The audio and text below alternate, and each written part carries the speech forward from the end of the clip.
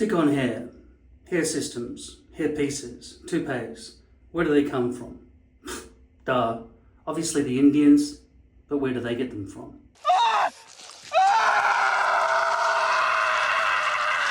Then the Indians send them over to China, and the Chinese sew them into hair systems like this. And when you chop it out to your stencil size, that's when you have a hairpiece. I tend to stick them to Teflon like this so that I can stack them all, so I can pre-glue them and then just put them in a drawer. But the hairpiece I'm wearing right now is just a frontal or a front partial, which is a leaf shape.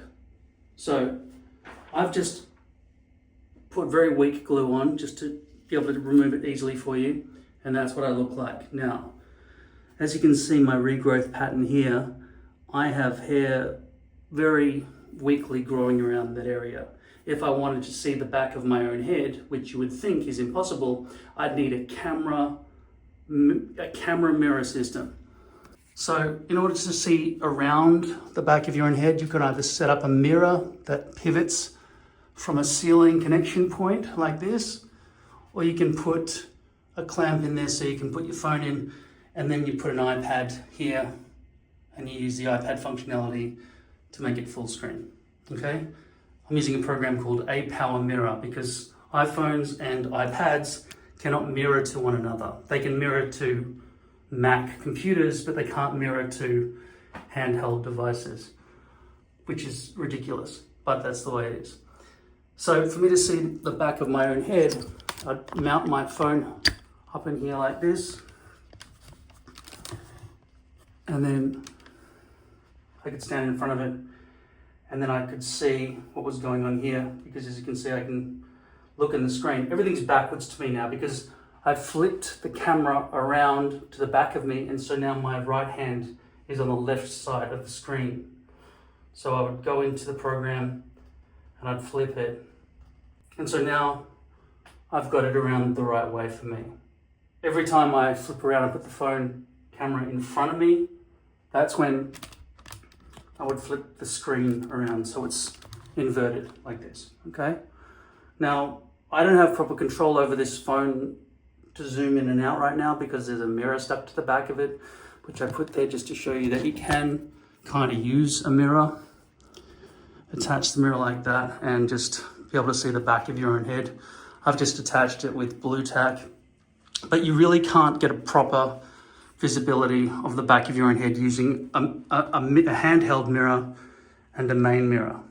Also, you need a light source on this side and pretty much on this side as well. So I would say there's no match for what I've set up here. In the old days, I used to set up a microphone stand, which could sort of pivot somewhat in midair and hold it, so I'd have both hands to deal with all of this stuff. But I found that it had to be coming out of the ceiling. And this whole thing detaches and just leaves a little spigot sticking out of the ceiling when that whole thing's removed. So in summary, this mirror camera setup where you can see what you're shooting with the camera, even when the camera is behind your head like this, and you can still see everything. You need the light to make it more visible for yourself. Is only really applicable if you want to cover over the back of your own head with hairpiece hair. Otherwise, if you're just doing a frontal, you can usually just get away with putting you don't need a camera, do you? Because you're not making a web series. If you wanted to see the back of your own head using a handheld mirror, typically you would hold it like this and face this one, because generally speaking, the main bathroom mirror has more light than this does, and you get a wider field of view, and you can hold this to your head. But now you've just got one hand to do everything. And warning, that's very dangerous for glue spilling all over your hair and chopping off bits and pieces that you don't want to chop off. So I would highly recommend you either set this up or just wear a frontal and just use a front-facing mirror and forget the back of your head. I wouldn't recommend topic either. which is a sprinkly little chocolate stuff you put in your hair to make it all disguised, because it gets all over your pillow, it's a mess. Maybe on special occasions you might do that, but otherwise don't worry about that. If you are going to chop out your own hair pieces using your own stencil, which could look like this, you probably need a mannequin head, which you can buy fairly cheaply. One that you can stick pins in, so you can put a pivot pin in the top of the hairpiece, whichever one you're doing, and then you can rotate it to chop off the edges, because you don't want graduation plastic or lace sticking out. There are two base types that anyone cares about: poly or thin skin, or ultra thin skin, however they want to market it. This usually comes in 0.3 millimeter thickness, which is thinner than a piece of paper. And lace, which comes in Swiss lace or French lace, or some bullshit name for the lace, which there isn't any other type of lace. They're just making up other names for it. It's French or Swiss, I don't know why they called that. Swiss lace only allows you to have a hair density of up to medium light, which means that you can see through to the scalp a bit more, and the hairs kind of don't press on each other to force themselves up to give you a rooster comb. That's what it's called, by the way. That thing on top of a rooster's head, it's called a comb. You don't want that. But it's fairly unavoidable if you have thicker hair density. And it's not just the hairs pressing against one another that's forcing them upright.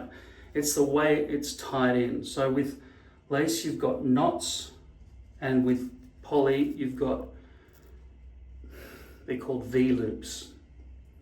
They're not loops at all. They're basically just one hair pressed through the plastic and folded in half. So you take a 1 foot long hair, there's a plastic here, it's threaded through, and now it's bent in half. So now you've got two 6-inch long hairs sticking out.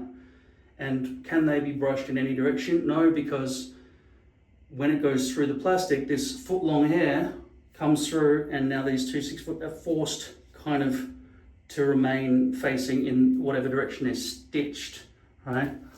And you end up with these lines all the way through, which are highly visible and unrealistic. And you can clearly see them, anyone can, you can see them all on the front hairline, everything. They're called doll's hairlines because they look like doll's hair. That's what I call them. And on this, the problem with visibility in lace is that the knots can hardly ever be bleached properly, so you end up with squished ants all over the place. Now, while lace may seem more realistic and not have that doll's hairline problems, it still has a squished ant problem, but it is possible to get on the back of the hairpiece and bleach it using just standard blonde head bleach you'd buy at your local supermarket. Whereas if you take a poly hairpiece, there's no way to get in to bleach it after it's been manufactured. And at this point in history, as of May 2025, there are 0 companies bleaching the roots of poly systems.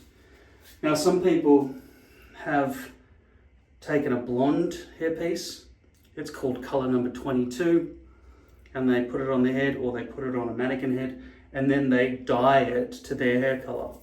That leaves the roots absolutely invisible. It's almost the best possible solution for all of this, except it's hard to do. If you get a drop of dye onto the plastic base, it'll stain it, and you'll be left with brown splobs all through your scalp when people look at your hair, and it looks unrealistic. The other thing is there is a shadow that forms when your hairpiece is placed along the front hairline, and it can get dirty. It gets a lot dirtier with lace than it gets with poly, but you get problems like this occurring, and you can still see very clearly how fake that looks to anybody who comes and observes your head. Now there are two types of glue. One is water-based glue, which is a very thin paste that you put on with a brush. You can buy a bag of paintbrushes from Amazon for $10. All the links are in the description below. And you basically paste on this glue. You're supposed to do 4 layers or something, but I saw somebody do it in a video once. He just put 1 layer on this and 1 layer on this, and then he waited for it to dry a little bit, and then he just placed this on his head with the help of alcohol spray, which for some reason has just disappeared. There it is. There you go. This is not a specific brand I'm showing you, it's just alcohol spray, okay? Isopropyl alcohol. It's very common and used for a lot of things. I'm sure you could drink it if you wanted to. Keep you fucked up. I've never done it. The second type of glue, apart from the water-based glue, is acrylic glue. And the biggest company in the world for selling this stuff is called Walker Tape Company. They also sell tape. So, you've got water-based glue, acrylic glue, and tape, which is not right next to me, but you know what a roll of tape looks like. It's double-sided, and it takes a long time to put on, and then when you remove it, it's sticky and dissolved and disintegrated into lots of different mess. So you've got to remove that, which is very hard. Sometimes you need a foot heater to get it off. It's very hard. And then after that, you've still got the problem of removing the residue when you're cleaning the hairpiece. Whereas when removing this or this, you're already at the residue removal stage. So you don't have to remove the tape and then remove the residue, you just have to remove the residue. So what is the benefit of using tape at all?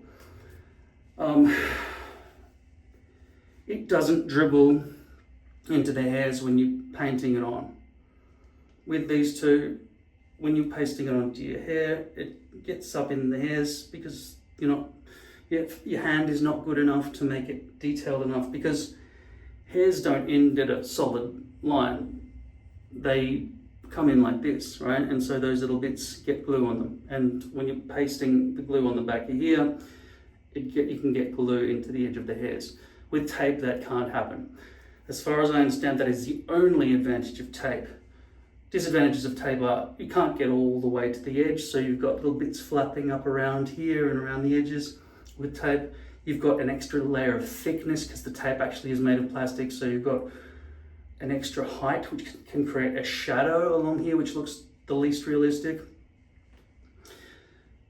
Now, which is my favorite? All the years I've been doing it, let's say 15 years or so, I've been using acrylic glue. I've tried lots of glues, but I settled on this one.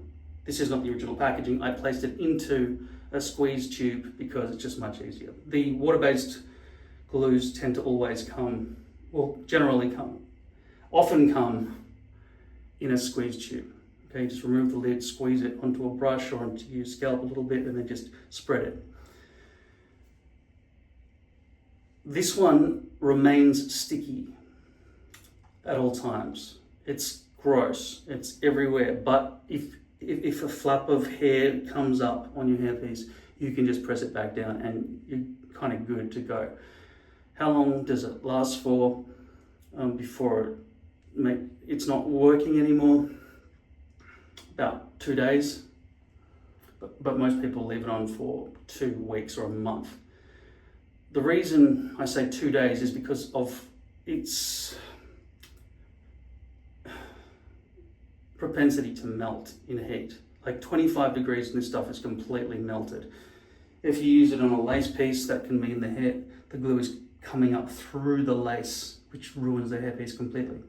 In fact, I would recommend, despite the fact this can be the most realistic, imagine how difficult it is to pre-glue your scalp exactly and have this land right on the front edge.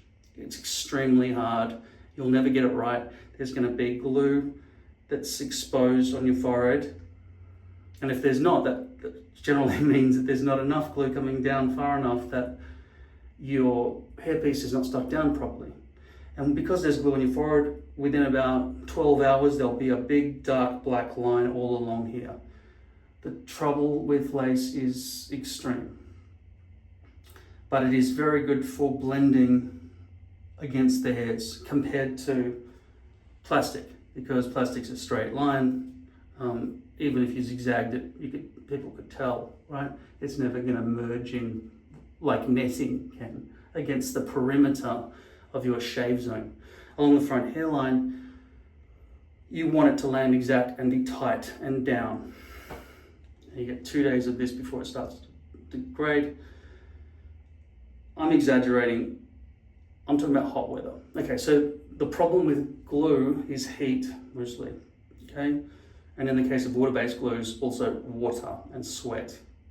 This tolerates water and sweat a little bit better. If you put your hairpiece on with this stuff, you can have a shower immediately, okay? You put acrylic glue on your scalp or on the hairpiece, you stick it on your head. You can go to the gym, go in the shower, go skydiving, go water skiing, dive into a pool head first. It'll stay on securely for 2 days. After that, it's going to be weaker. And if you do keep it on for 2 weeks, like I do, like everyone does, every few days you peel back the front, which is already kind of starting to lift. You sort of have to try to clean out excess glue from under there, apply a bit more glue, and then stick it back down, okay? That gives you, so twice a week you might have to do that, okay? That's what you're signing up for if you start wearing your hairpiece. Every 2 weeks you take the whole thing off, like this one. This is dirty, right? It's got glue all over it. And I would have to meticulously spend 20 minutes cleaning this. Some people have tricks. They douse it in solvent called C22. As you can see, this is from the Walker Tape Company. They spray this stuff onto the hairpiece. We use this every day. People who wear hair use solvent. Aside from glue, we use solvent, water, and alcohol spray. These things need to be on hand at all times. We also need a razor, a way to keep hair out of your face while you're doing stuff, right? That or with a hairband. And you need a comb, just as a tool to get bits of glue out of things, and a hairbrush to style your hair, along with something to style your hair with, like say for example leave-in conditioner, which doesn't really have any holding properties, but it smells nice, and when your hair is dry, it's a nice way to sort of wet it and let the brush go through easily. So how do you begin? So you're balding, right? You got baby hairs, that's what people call it, the hairs that you're gonna have to shave off. This is the scariest part, the first time you ever do it. You go and you buy the hair pieces, you buy the comb, you buy the C22 and the alcohol spray, you buy some brushes, and you buy glue. And then you go, all right, let's stick this thing to my head. Now, in the beginning, you're allowed to just stick a hairpiece over your entire head, right? You just stick it on your hair, okay? But if you're gonna do this, just use tape, because you're gonna be ripping hairs out because the glue is gonna get all through your hair. Even if it's stuck, even if you've pre-glued this and you haven't pre-glued all over your hair, it's not nice. You can wear hair pieces over hair, okay? And that means that you get to keep whatever shitty remaining baby hairs you've got frazzling about. But if you want a firm hold, you've got to shave this area here, or wherever your shave zone extends to. I can't see the back of my own head without setting up that whole ceiling mount thing. Well, I could do it now if you want.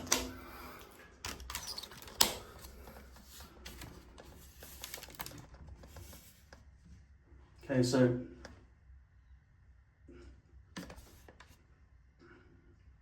you could stick it around and you shave this out.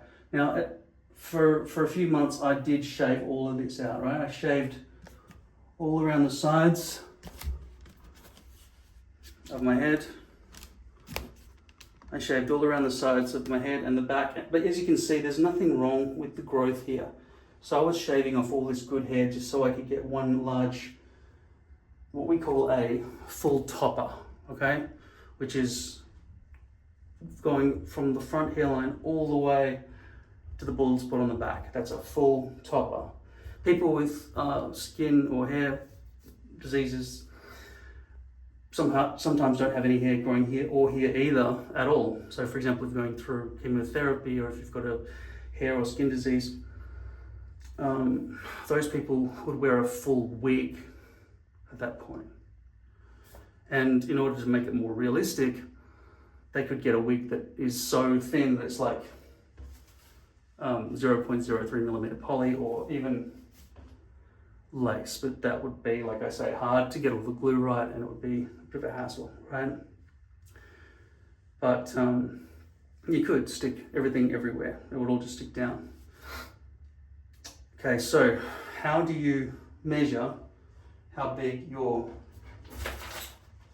hairpiece is going to be? The answer is you take saran wrap, or what we say in Australia, glad wrap, or cling wrap, or cling film. I only know these terms because I had to look them up to figure out how to speak to American audiences, which constitute more than 50% of my viewers. Saran wrap, right? And then you take about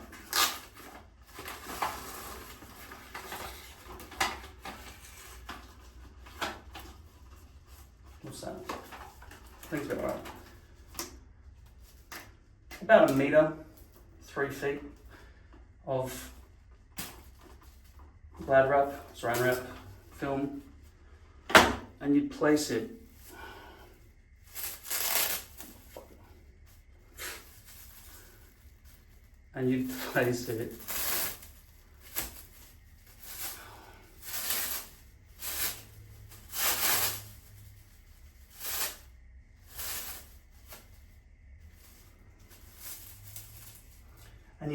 over your balding area.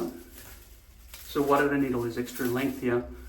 Because I need it to stay where it needs to stay while I map out with a black marker where I want it to land. And the best way to do that is to tie a knot down here.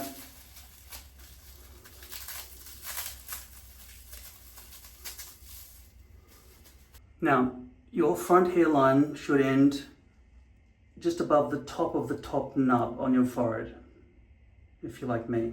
I've still got remnants of my hair because I haven't shaved my head and it hasn't balded all the way out yet. But I'd say there is where my front hairline should land. Okay? And if this is anything to go by, the hairpiece should come up to here. So that's the length there. And then for the sides, you just guess it's about right. That's where my hairline wants to go. A safe way to make this, so before it goes out about there. This contour here is pretty much called a CC contour, and it's pretty much the basic contour that comes with the hairpiece out of the box when you buy it uncut, when it has not been custom cut for you. A lot of hair companies nowadays are cutting it for you, which is brilliant. So if you could possibly send them your stencil, then they'd cut it out for you. Now that's like that. You need to cover this all with packing tape. Sorry about international borders and language, but it's called packing tape. This one's from Australia Post. This one's from Scotch. Oh, you mean Scotch tape? No, I mean packing tape. Okay, you take off a few pieces of this, cut it in advance. That's another thing you'll need all the time, scissors. These are titanium, very good. I use them to cut my hair and do lots of other things. You can find the front edge.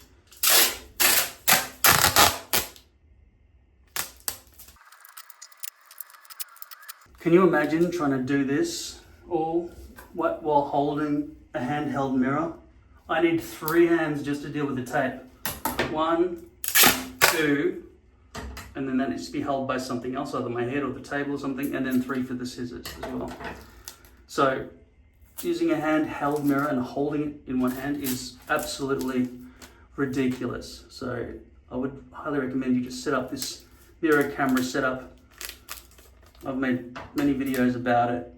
My latest iteration is obviously the best because I've kept it. And the components you need are listed in the description below. Okay, so now I'm going to take this off my head and cut around the outside of it.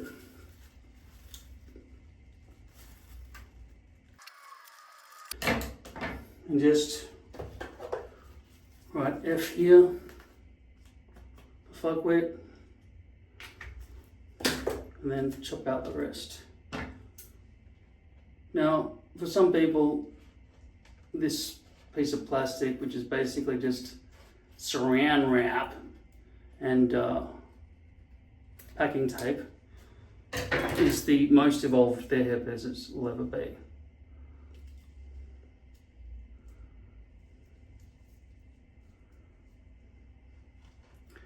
And 100% of the times that I ever try to make these things, they just don't work. As you can see, it does not extend back as far as I want. So it's just dead wrong. And I've made these things a million times and they're always, always wrong. Okay? That does not give me full coverage at all. This is way too small. I need to make a much bigger one. But I'm not doing that again. Which is why most of the time I do these things, it's trial and error, and over time I get a better and better shape for the hairpiece. But I still don't have the perfect sized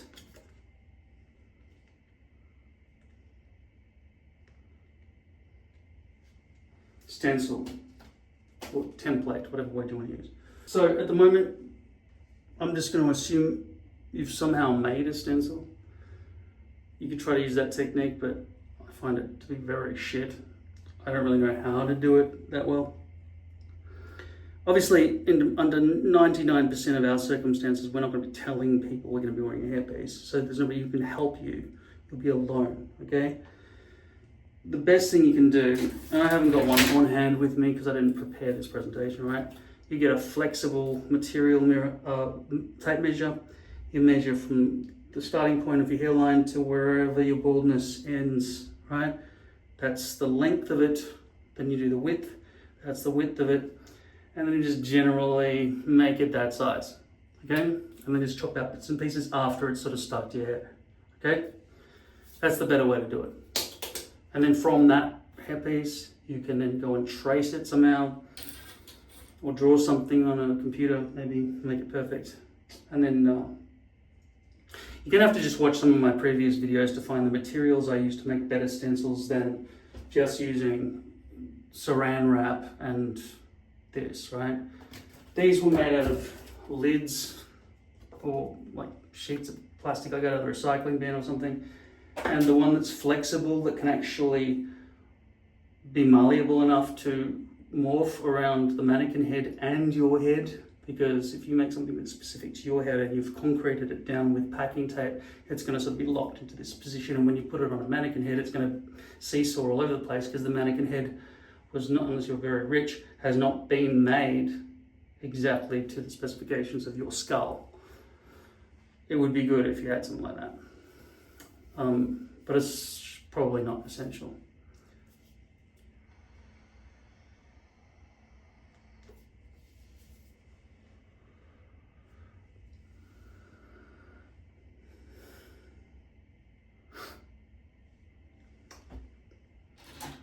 So before you stick stuff to your head, you kind of need to clear out the hairs underneath, unless you want to stick it to your hair, on top of your hair. I've done it in previous videos.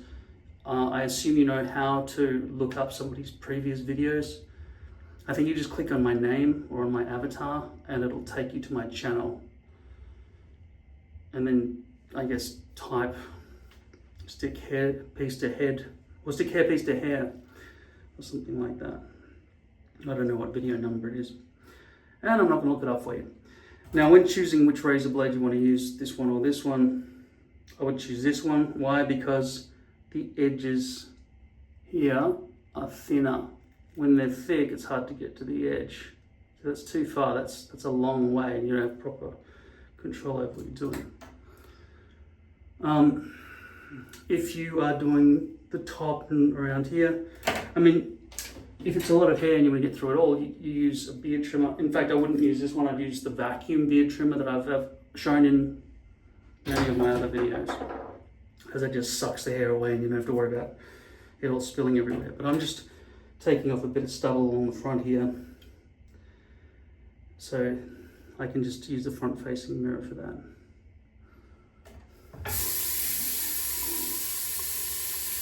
Am I going to be using shaving cream? No. Just hot water.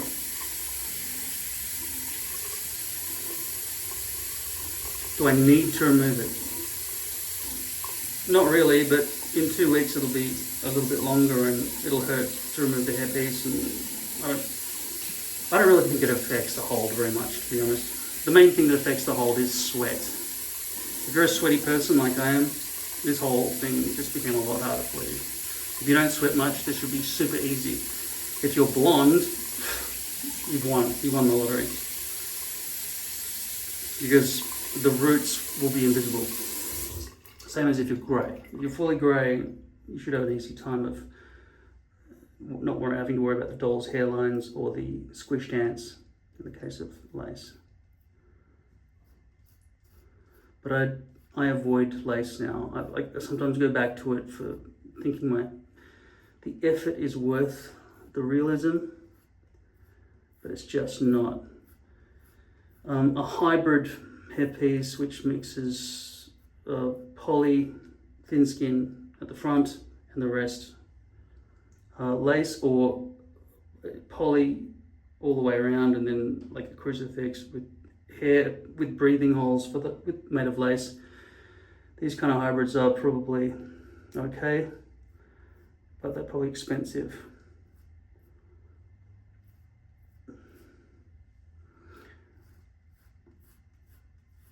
You want the hairpiece to feel like it's part of you. Like you can jump out of a plane, dive into a pool, everything else, right?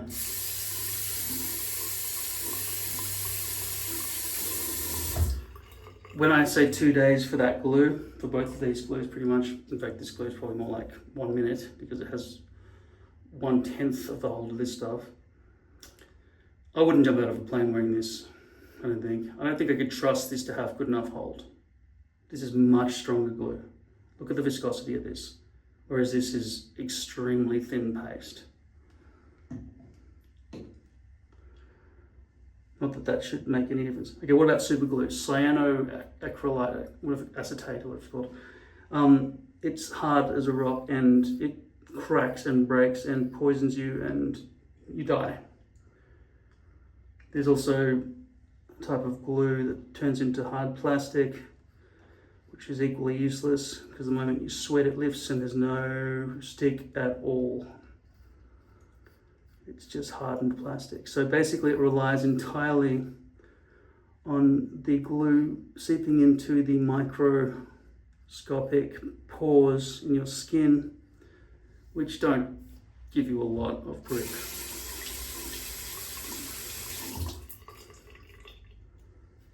If you can flick a bug which has claws off your scalp or your skin, they've evolved over millions of years to have the best possible grip. Glue is not as good as that. If those little claws were all the way through, it might be okay, but we're stuck with primitive glue and it's not very good.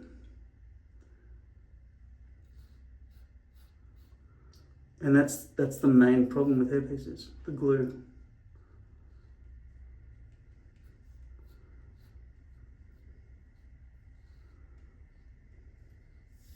So I'm going to test you. What are the two base types of hairpieces? ultra thin skin or poly, and lace, netting, right? Either Swiss or French lace.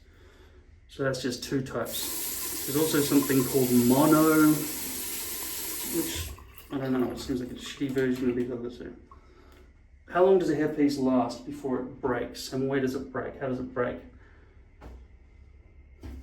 Okay, so the hairpiece I've just taken off my head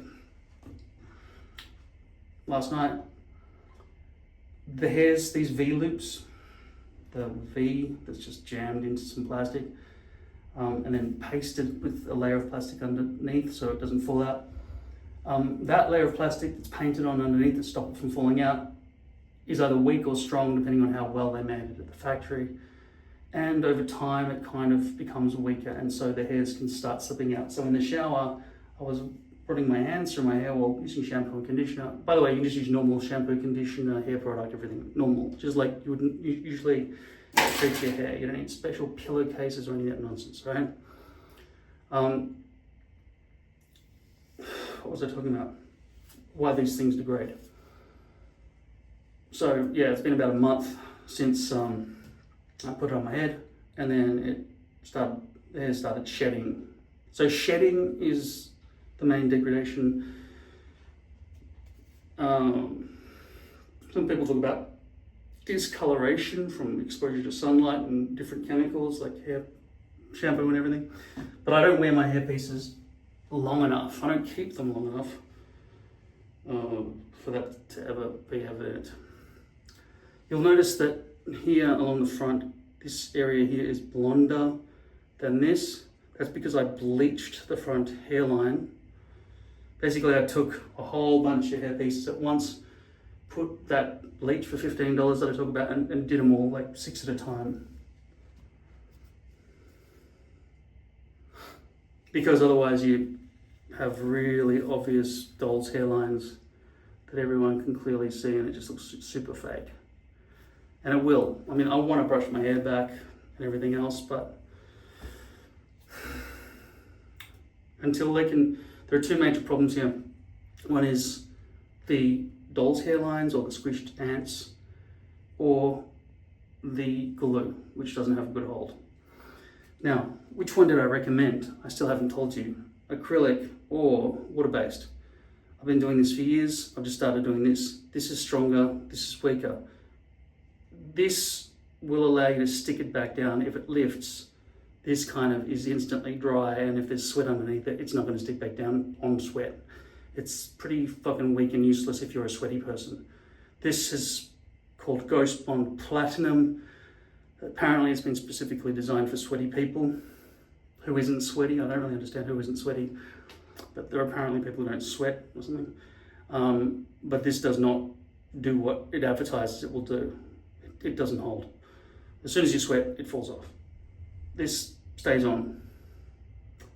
Which do I prefer? Lately, this one. Why? Because there's around this front hairline area and around here.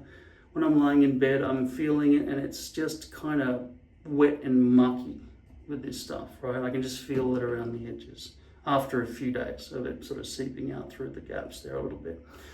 Whereas this one doesn't seep out through the gaps. It's sort of dried like sort of plastic, and then even though it's not going to hold, again, if it gets wet from your sweat, which is constantly pumping out of your fucking brains, it's just a relief to have this dry feeling all the way around the perimeter if you do manage to somehow avoid having any kind of leverage peeling up anywhere along there. What about scalp protectors, kind of max hold sport from the Walker Tape company, etc.? Can you put some kind of antiperspirant stuff on your scalp? Yeah, I've tried them. I've had zero luck using that stuff, and it's messy, and it gives you all that residue around here and everything else. And from my perspective, it's worse than nothing. Nothing is better. Having nothing there underneath is better for me. Maybe I just haven't found the right one. If there was a scalp preparation, something that you go in there and create a very nice matte surface that the glue can affix to nicely. The problem is when it lifts, that lifts with it. It all lifts because that stuff's all just coming off together. And so now the glue, which was facing downwards, which would have had some chance of re-adhering to your scalp, now has zero chance because the underside of the glue is polished off with that antiperspirant stuff, and it's basically like putting talcum powder or something all over glue. It's fucked it. There's no way. So that's why nothing is better, because nothing allows the glue to stick back down again a little bit if it lifts. So today I'll be putting this on, okay? And I'll be taking this one off the Teflon storage paper. I'll be wetting it, brushing it. So basically, I've already put one layer of this stuff onto the back of this hairpiece using this brush, okay? So I put one layer of this on here. And then now I'm going to put a layer of glue on here as well. So that'll be 2 layers basically. This layer of glue will embed itself into the little micropores of my scalp meat, and then we'll have an upward facing sticky side. And if you tap it with your finger like that, you'll notice it's barely got any stick at all, whereas this one will be quite sticky. Okay, it's a massive difference. This is 1/10, I say, of the hold of Ultra Hold. Ghost Bond, Ultra Hold. This is not the original packaging. I transferred it, remember? Okay, so before I put this on my head, those hairs need to be wet so that I don't fall down in my face and I can see what I'm actually doing. I'm going to try to line up that back area with the perimeter of this, and then hopefully it'll land exactly there. But I've been having trouble for years with stencils not being correct.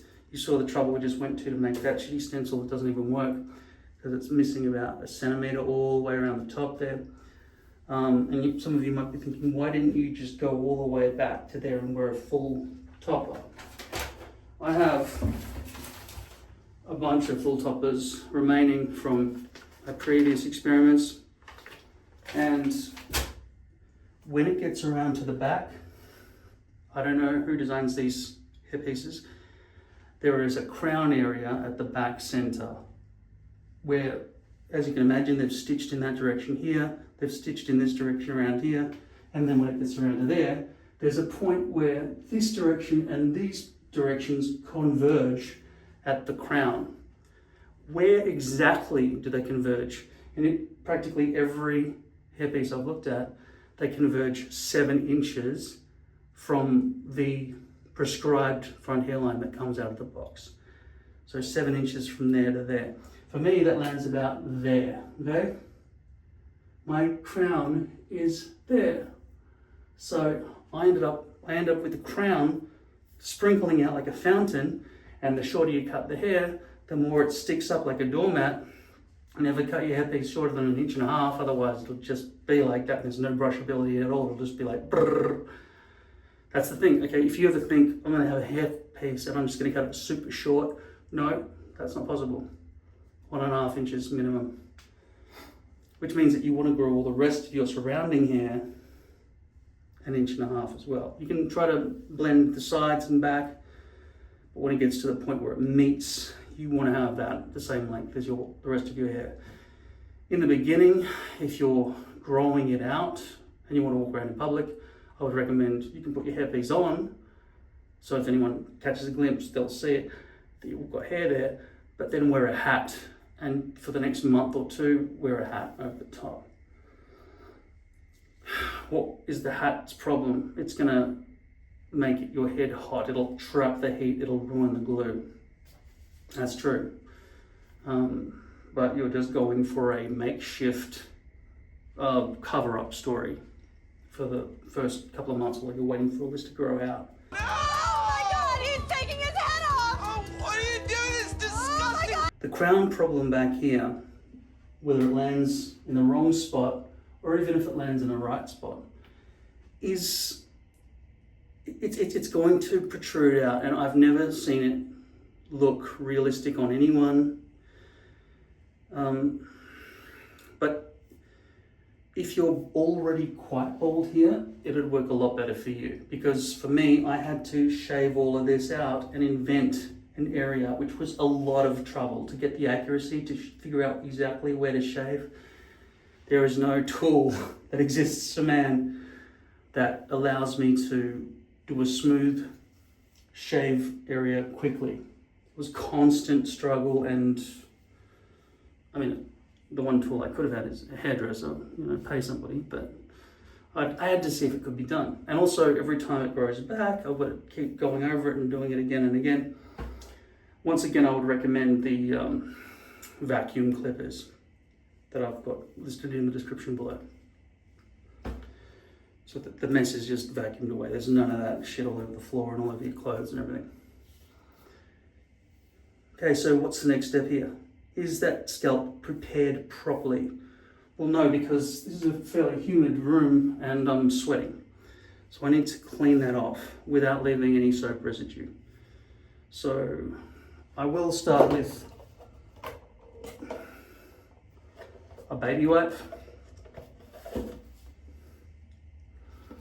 which is pretty wet and probably does have some kind of soap or something on it. So I'll run it under the tap as well and just rinse off any of that potential soap, okay?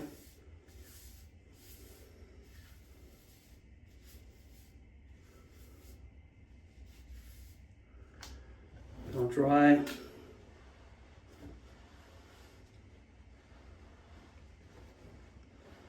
And make sure you're in an area that you're not going to be sweating during this whole process, which can be very difficult. I mean, in summertime, for me, that's usually quite impossible, and I just have to deal with having a bad hold at all times because I can never find a room that's cold enough where there's a mirror and a sink and all the other things I need. Basically a bathroom. So I'm always stuck with an increasingly sweaty head while I'm trying to apply glue. But it's sweating my hairpiece off all the time, okay? But like I said, in the first 2 days, if I used this stuff, I could jump out of a plane and I don't think my hairpiece would move at all. So, now that I've prepared my scalp, I need to change my glasses because these ones don't give me high enough visibility and they're always perpetually dirty.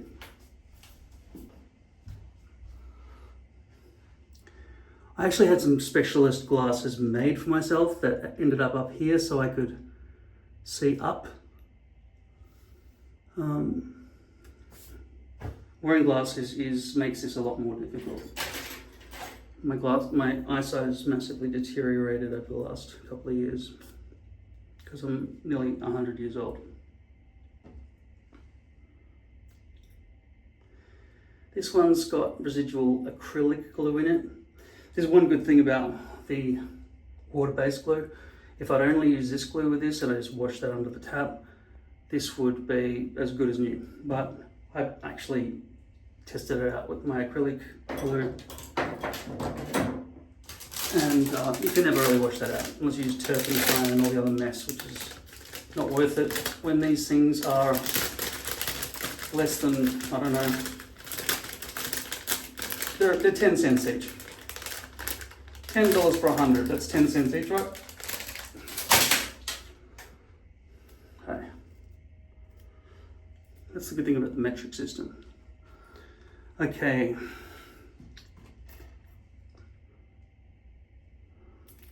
Now often when you take this thing off, there's a bit of dried glue at the top and you've got to break through that. And there's usually a pube in there somewhere. Just chuck that out. Okay, the glue's coming out. Maybe not as nicely as I would like, so I'm just going to clean the tip and just pull away at any caked on glue that's sort of partially blocking the entry hole. Just like you're cleaning a cock. All right, just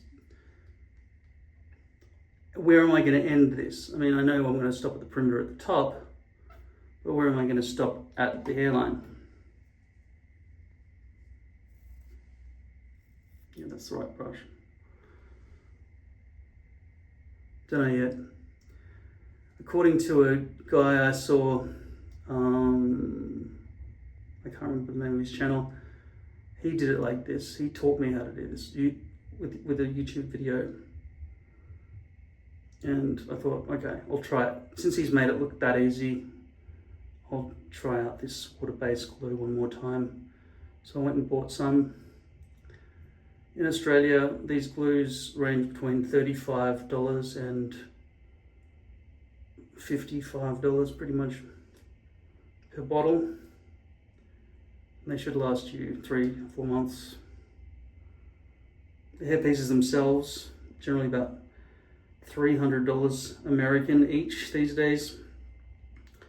Now I used to chop out 3 of those leaf-shaped frontals, but I'm not willing to do that anymore because the direction of the hair flow is not going from nose to spine. It's going from nose to spine at the very front of the hairpiece when I chop that part out, but the other 2 sides that I can cut out because it's 8 by 10 inches.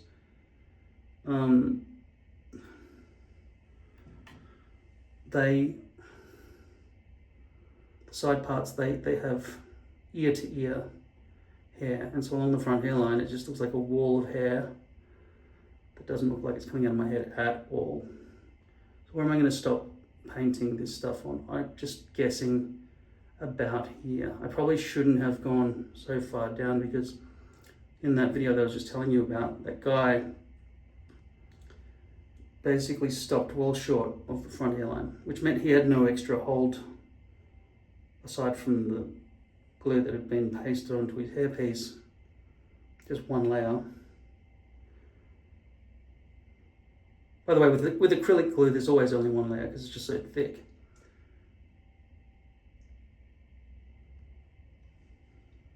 These glasses are doing nothing now. I mean, I might as well not even be wearing them.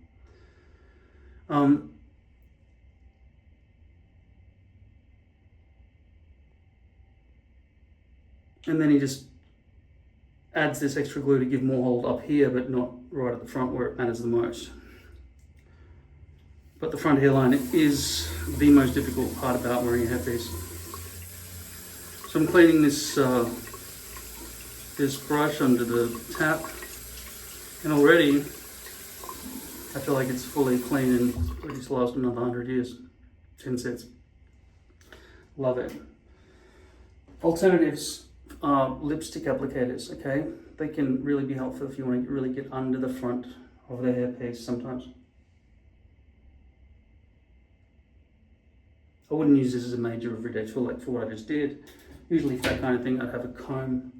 And when this kind of dries, usually I'm used to waiting 15 minutes for this to dry. But this stuff, I don't know, seems to dry a bit faster. Do I rush and put that hairpiece on my head now while this is still wet before it dries?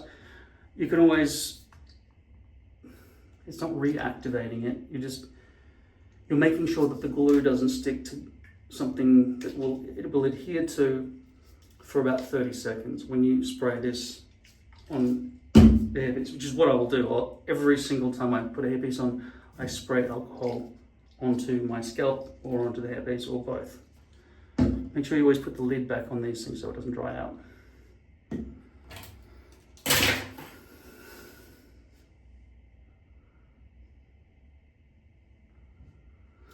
Okay, so repetition is useful, I find, if you've never heard of these things before.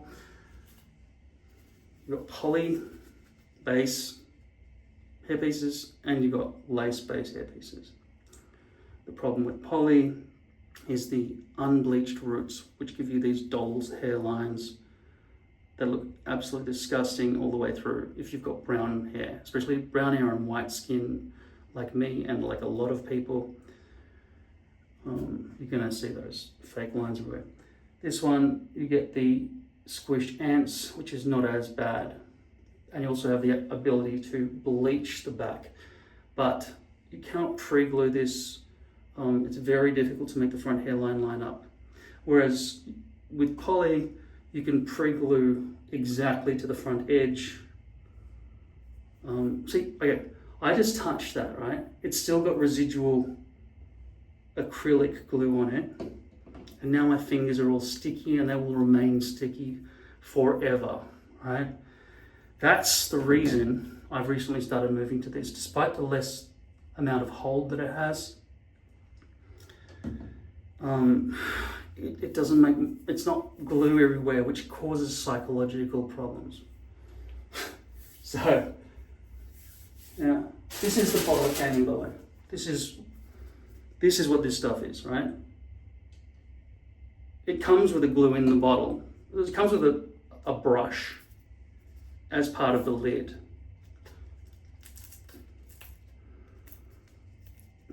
And this is not completely full anymore, but generally speaking, that brush is always covered in gunky glue. It's all clumsy, and you're better off just buying that pack of 100 other brushes so you don't have to deal with this, and just cut that brush out and chuck it in the bin and just use the lid as a normal lid, because that is just disastrous mozzarella cheese all over the place. The other thing, which is a bit more advanced, is buy these things, also very cheap. I think they're 20 cents each. The link is in the description below. You just basically pour that into there after obviously pull the lid off, and then you just twist it shut, okay? That puts it in the same category as this one, where you can use it upside down easily and aim and control it properly just by squeezing, and you have a very good capability of doing that compared to trying to aim all this shit.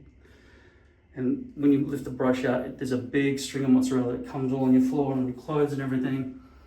So squeeze bottles are the way to do it. Small ones that you can hold in your hand. When we're talking about size in terms of solvent, I wouldn't recommend buying this big, large bottle of this stuff. You get the smaller bottle. Unfortunately, this company cuts corners with all its packaging, so all of its packaging sucks, which means there's often dribbling stuff coming out of the lid and the lid stops working and all those different things. But even so, the smaller container of C22 solvent, which you will need to remove glue from things, is more practical. Don't buy this large one unless you just want to take off the lid, but just empty it into those other ones for some reason because you got a better deal with it or something. How much does wearing a hairpiece cost per year? Alright, so I reckon one hairpiece, which is $300, then you've got all these accessories that will last you pretty much forever. By the way, when I talk about refilling stuff, this is the alcohol spray I buy, but this one was some special or something, so I just pour that into here. I always want to be able to spray these thin liquids like alcohol or C22, and water, water spray bottle, and I always want to be able to squeeze glue, okay? And now I always want to be able to paste the glue nicely with a brush. So, and then of course, there's never been a time I didn't want to comb with different thicknesses along the way. So you can really get in there and pull bits of glue out from different things and clean stuff up.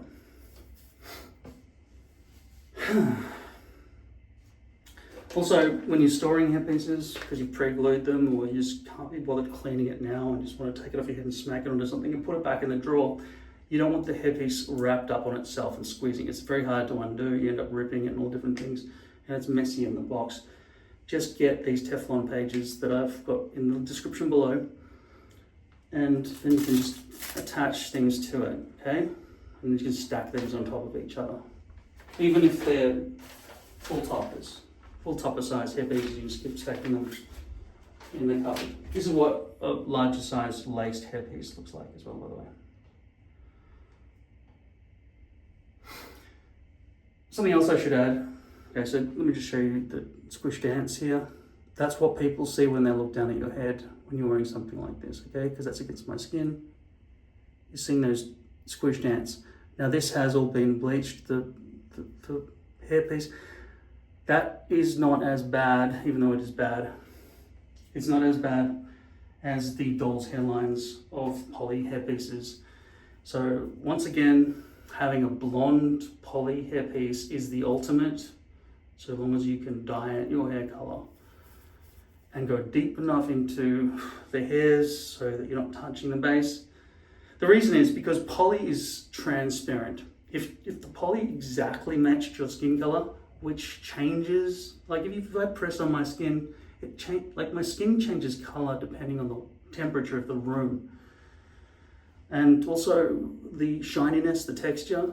Humans do notice these things. If you ever see a car that's black and it's got black logos, it's not like you can't see, well, where are the logos gone? You can still see the logos. There's different reflective light and shapes and things. It's not like a color equals that's the end of it. It is in the grand scheme of things, because if you're a painter, you know that you've got to add a bit of white paint to make that reflection. But from a layperson's perspective, black doesn't just equal black, right? And white doesn't just equal white. We change, and the texture of our skin and everything else and plastic is different from one another. So you really want it to blend really nicely, which is why it's very important never to have exposed base being poly or lace, going down further than your hairs. You might have seen that in stage shows and things, but they're far away. The audience is far away. They can't see close up. If it was on TV and it goes down beyond, they'd pack on the makeup until it was smeared over, right? And they'd probably even put latex to cover it over. And then at the end of the day, they'd probably have to throw that hairpiece away after one use, because they got millions of dollars. For us, we need to make sure the hairs are coming out immediately from the front hairline. We don't want it to graduate where there are some hairs and then all of a sudden more hairs. You might think that's more realistic. That's what nature does. Like here, for example, if I look at these hairs on my side of my head there are less hairs here and more hairs here. That's graduation, basically. Hair companies haven't been able to achieve that in any realistic looking way. The best approach is to bleach along those front hairs in a way that sort of transitions pretty well, like this one that I had on earlier. Now I didn't get deep enough because I could not penetrate the plastic to stop those doll's hairlines from being fucking obvious and disgusting, but I did the best I could, and it is the lesser of 5 evils. So that's the solution. Okay, that's dry enough now. Now if I touch that, okay, it does have a little bit of stick to it. You can see the amount of stick there. Now I don't want to touch it because every place I touch is now less sticky. If we look at this, you can see how absolutely disgusting those doll's hairlines are going to be. But that's the back that hasn't been bleached. Hopefully I've bleached a little bit more along the front. Hopefully, and I'll try to figure out a trick to try to make it blend a little bit better along the front by cutting it a certain length to make it not as fugly. I feel like I want to have a drink and have a coffee, actually. Go and make a coffee, sit down, rest my back because I've been staying up for a while, clean up some of this stuff, and come back, wet this, and then spray it with alcohol on the back and then place it here. Okay? I'll be back. Sorry, I forgot to answer your question about how much does wearing a hairpiece cost a year? Let's say you're going to spend, let's just make it nice and say $200 a month, $2,400 a year. Okay? To have a realistic looking hat made out of hair. How much time commitment is it going to be? All of it. No, it's about, okay, you can annihilate most of the work involved in putting a hairpiece on and all the other things if you know what your stencil size is and you can send this to a particular hair supplier. You should make multiple copies and send them to multiple hair companies, and then they'll put it in a bank. I don't know, they've probably got a filing cabinet made out of stuff like this, right? Just flip, and your name is printed on it, and they'll go, all right, cool. he wants it that, or she wants it that length and that hair density, that length, that color, that stencil size. So when cutting, that's confusing because we're talking about cutting the stencil size and cutting the hair length. I go through phases of what hair length I want. I'm currently usually sitting around 3 inches. Okay, 3 inches pretty much ends at my eyeball. From my hairline to my eyeball is about 3 inches. And that also gives me the ability to sort of brush it back and coif it that way. I said 1.5 is the minimum, right? At 1.5, you could sort of fluff it around the front. 1.5 is about that, right? You can sort of fluff it, and that is probably the best way, the best length for disguising the front hairline. In fact, I might even try to give myself a 1.5 inch haircut today. My hair length right now is probably 3/4 of an inch after I shaved it all off, because I'm regrowing all this since shaving my hair regularly around here to wear a full topper. I did go through a phase of wearing a full topper over my actual hair, which you might want to do if you're an absolute beginner and you're too scared to shave off that stuff, your baby hairs. What else was I going to say about this whole area? So you've got the protudelment, the crown protudelment problem where the hairs are just blasting out in all directions back here. In some situations, your head will be a different shape from what the company wants you to have, because they're making stock pieces, right, ready to sell. They'll be delivered to your house within less than a week, most places in the world, okay, and it's usually included in the pricing, because China's really good at shipping. Either they send it to you, it takes you 40 days, and by the time, 40 days is so long, you won't even remember you ordered it. No, anything you buy in the world, in your life, you probably want it in less than a week, right? And usually I find that my hair pieces arrive, and I usually never buy less than 6 pieces at a time. So I'll come up with a huge chunk of money and go, thump, there are your American dollars, send me a 6-month supply, right? And like I say, 1 hair piece equals 1 month basically for me. And what do? Do I keep cleaning it and make sure it keeps staying together? Pretty much just chuck it out after that. So when I say $2,400, that's pretty much how much I spent, okay? If you wanted to be a cheap ass, right, you could potentially buy one that's not just 0.03 millimeter poly where the V-lips are just going to be pulling out. You could get one that's thick, almost like wig material or something. You buy a wig, just buy a wig. But you know wigs don't look like hairpieces, right? They don't look like we want hairpieces to look. The other thing is, does the color match properly around the back of your head? You need a mirror cam setup, definitely, if you're going to be doing all this. And especially if you're dyeing your hair as well, because dyeing your hair is, it's never going to be exactly the same. So if you're gray and you're trying to merge your hairpiece with your natural hair, first of all, does it blend in nicely everywhere? Or is there an apparent line of density, thickness, or length, thickness, or protrusion that's causing it not to land and blend properly?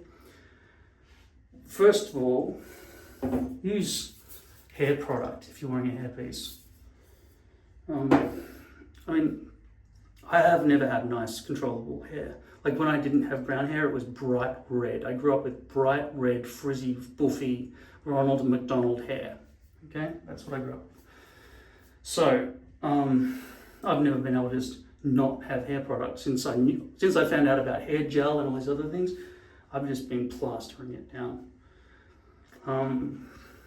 From my perspective in the mirror, it looks better in the natural environment. People around thinking, oh, he looks all greasy because of all the stuff in his hair. I don't know. I've tried to find a balance over the years. Leave-in conditioner, it doesn't really have any holding properties, but it starts to get the ball rolling and it smells nice. But yeah, if you're wearing glasses and you're dyeing your hair and you're going grey and all this sort of stuff, it's fucking hard.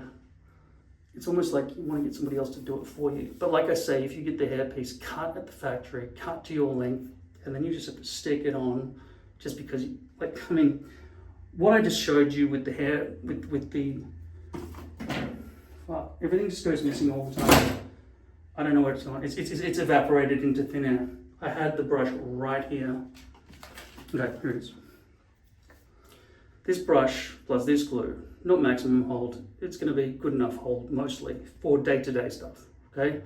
And hasn't got sticky residue. Now, after I put this on my head, I'm not allowed to have a shower for 24 hours because I've just had a shower though, by the way, because I knew I was going to do this. Have a shower, then do it, okay? If you're going to be using this glue. If you're using this glue, doesn't matter, you can do this and then have a shower straight away anyway. So, put this on, don't sweat or have a shower for 24 hours. Okay, so I had my little coffee break and I did a bit of research. Lordhair.com, LORDHAIR.com, and Lavivid, LAVIVID.com, two of the big hair companies. I've got coupon codes, StickOnHair at the checkout that will give you a discount. Just insert that word, StickOnHair, one word, and either of those websites and you'll get a discount. So the prices: poly hair pieces, stock pieces out of the box, uncut, just $250 on each side, $249, just say $250. And lace pieces, French or Swiss lace, are pretty much $330. So lace, which involves the technicians tying in hairs, takes more effort for them than poly, which used to be more expensive because it was a new thing, but they've streamlined the process to some extent. They still haven't started bleaching the roots yet, which is a big problem, which is why we have these doll hairlines. Just to refresh your memory what doll's hairlines are. They look like that running through your hair because the roots are not bleached, okay? And if that was not transparent, they'd have to match your skin color, which is, there are just too many skin colors, and like I say, even on a single person, depending on the weather, your skin is going to change color a bit. Best case scenario for a person wearing a hairpiece is being white skin with blonde hair or being black skin with dark hair. Then it'll blend. But if you're just, moderately dark and you're not fully dark, people might still see that. So really we want the roots to be invisible. But they're not. So that's like I said. So when I say $2,400 a year with all the equipment that you have and all the hairpieces you buy, that sort of averages out for me wearing a hairpiece longer than 1 month per hairpiece. Okay. And also, in the past, I've bought, like I say, a $250 hairpiece, and I'd cut it into 3 parts because I'm just wearing a front partial, which is cheaper than wearing a full topper. Okay, so the second thing is that patoodlement of the crown, that problem with the hair just going flying in all directions where the directions of the hairs are forced to spring out at the crown, which is a major crown problem.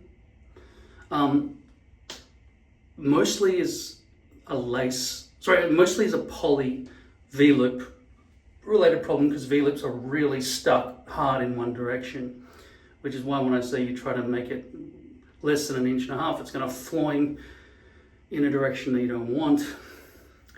With lace, you do still have a bit of a problem because the hairs are tied in with a knot here, right? And so they're going to fling up. Once they're long enough, they'll have weight to them and they can flow. So my point is, the crown problem can be decreased if the crown is made of lace and knots rather than poly and V-loops. I don't want to confuse you, but there are some systems now, as of 2025, where they are tying knots into poly and then sealing it underneath. Those people then have the perfect, I'm talking about the manufacturers. A lot of my videos are addressed directly to manufacturers, by the way. So if I start breaking out and shouting at you, it's probably because I'm thinking you're to blame for all of this. they don't bleach the roots. They could easily do it, but they just don't, okay? So let's just stick with poly equals V-loops and lace equals knots. If you have lace where it's at the crown, it'll be much better for you, okay? Making sure that lace sticks to your head all over the place is hard and messy. But if there are channels of poly or thin skin or micro skin or whatever the words are that I just read, but just look for the word skin. Polyurethane, I think, is the type of plastic this is, and I think a lot of people just call it poly base.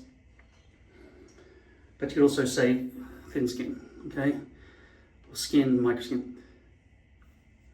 If you have 100% poly hairpiece, which is $250, you're going to have the crown problem if you wear a full topper, and you're going to have the V-loop problem. But you're going to have that at the front hairline anyway, because I'm going to recommend to you strongly that you always have poly along the front hairline, just because you can glue right to the edge and just place it down. If you want to make the glue land exactly where you're going to place a lace piece and make it land exactly without any bits of glue missing or too much glue that's come down onto the forehead and all that mess and constant maintenance and picking bits away and having this big black line of dust that's collected on the glue, then you can use lace. But other than that, don't worry, don't do it on the front. But lace does solve the problem up here. It also solves the problem where it touches the perimeter, where you can sort of jiggle it and stretch it into position to some extent. And I find French lace is more stretchable than Swiss lace. Swiss lace is generally more expensive and fine and coarser actually, and more open, so the netting is more wide like that, whereas French lace is more closed like that, so you can tie in more hairs. You'll generally find more density of hair in French lace than in Swiss lace. So I would recommend medium density most times. You can say that a lighter density would be more realistic looking, and also the hairs can sort of flow over each other because they're not pressed hard up against each other, struggling to be brushed. But then people can see down into the glue and into the regrowth underneath and the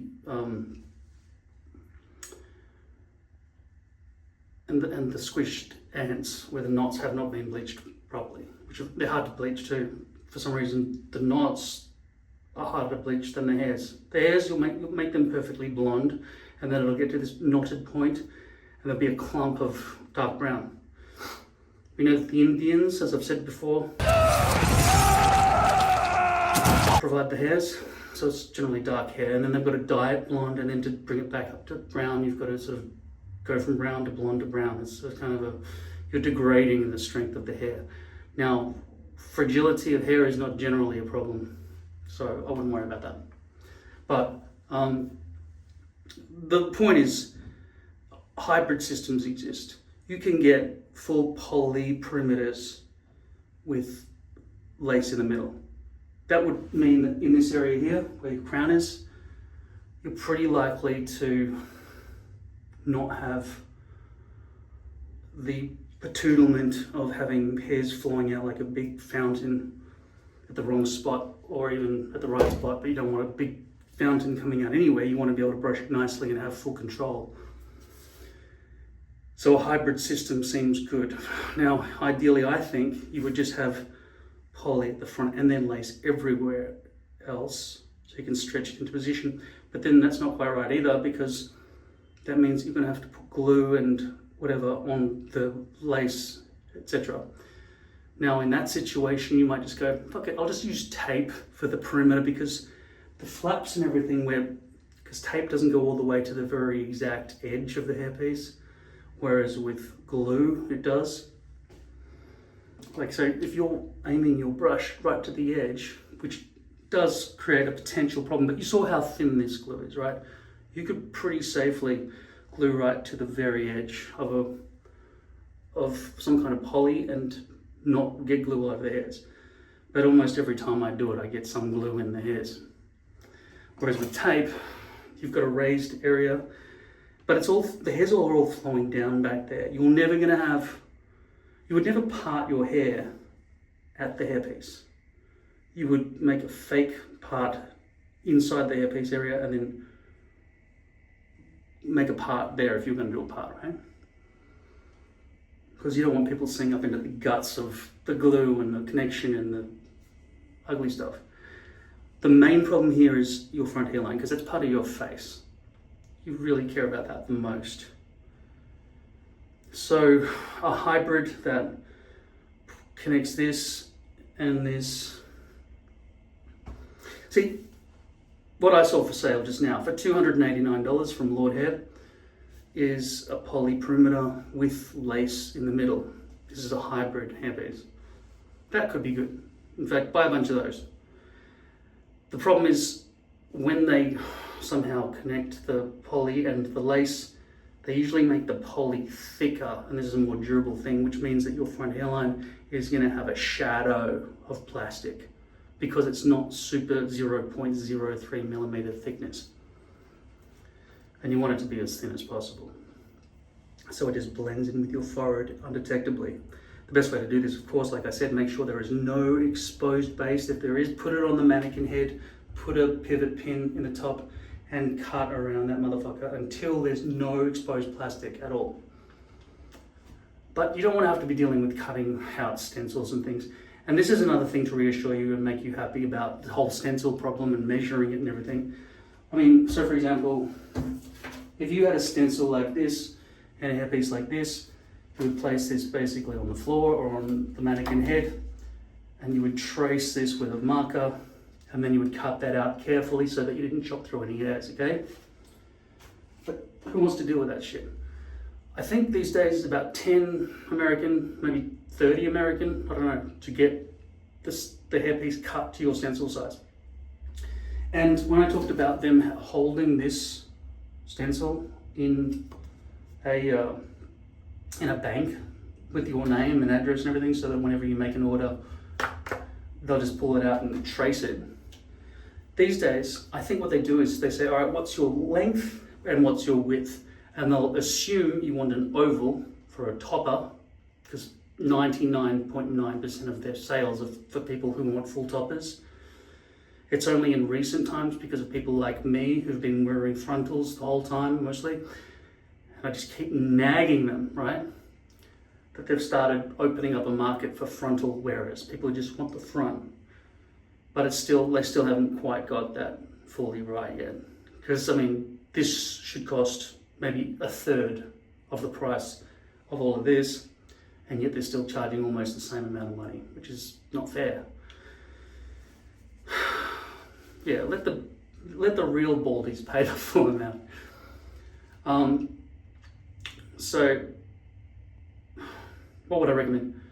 If you can find like one of those hybrids which has a poly perimeter and then lace in the middle, and you have to wear a full topper like most people, I would say buy those. But if it's going to be 0.08 millimeters or higher or thicker, just, I don't know, it's going to be pretty big.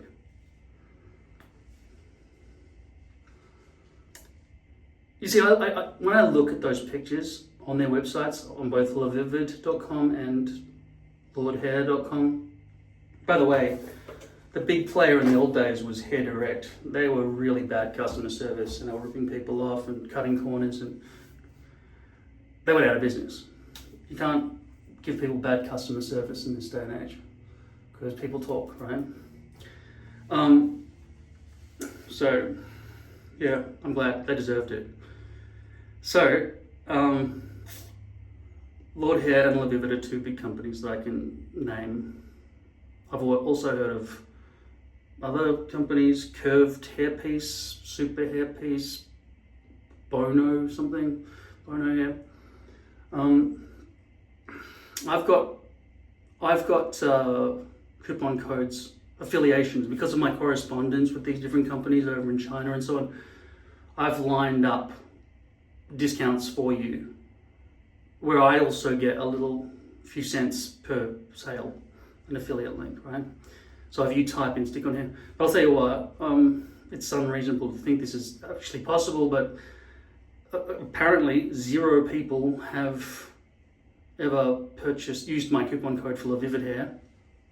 Either that or they're criminals, because I've never received any correspondence or money from them. Whereas Lord Hair, I get a monthly check of hundreds of dollars. Not check, straight into my PayPal account. But I've been doing this for 15 years. I expect it now. But the thing is, I've been thinking about this. What makes me different? It wasn't because I was thinking about what makes me different. I was angry at a YouTuber because I was looking at keyboards for sale. And this guy, he'd labeled his video as a review, and he just said all the good things. I love it. It does this. But it's like it's like a TV keyboard, so you can use keyboard and trackpad. It was the worst one on the market, really. I love it, buy it now, right? And he just gave you the affiliate link so you get money whenever there was a sale. That's dishonest, and I don't respect people who do that. Everything I recommend to you, I actually like, okay? I don't just say, right, buy this, I'll make money. No, that's not how it works. Anyway, I'm gonna stick this thing on my head now. I think I've covered most of the important things. You've got the hairline, which is a major problem. I highly recommend use poly along here, even though you've got that fucking problem of those doll's hairlines, which we're gonna have to face right now. And then you've got the crown problem, which can be overcome with lace. This problem with doll's hairlines can be overcome with lace too, so why not get a full lace piece? The reason is because they're extremely hard to clean. Whereas getting the glue off one of these things is just time consuming, but not impossible. Nothing's going to get caught in any kind of lace net webbing in this stuff, right? You just have to peel it until it comes off. Let's stick this thing on my head. Okay, so first thing I'm going to do is wet it, and just because of my lack of hands, I'm just going to do it in midair and leave it stuck to the Teflon.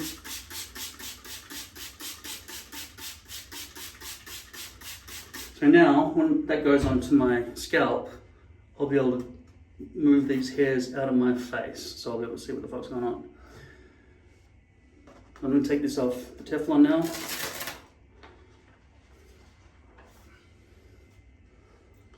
And then I'm going to spray the back of this with alcohol, because there's already glue on it, right?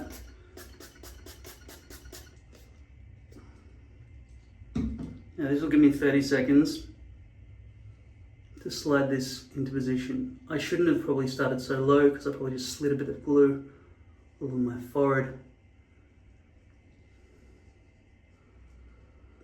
And then I'm going to try and just make that land neatly there. And now I'm going to check.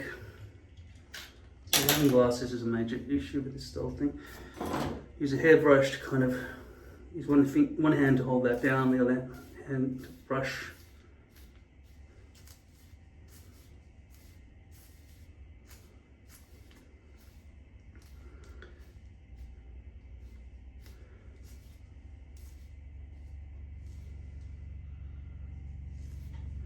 I'm going to check the front hairline is in the right spot. Check my placement is accurate. Everything's very blurry for me right now.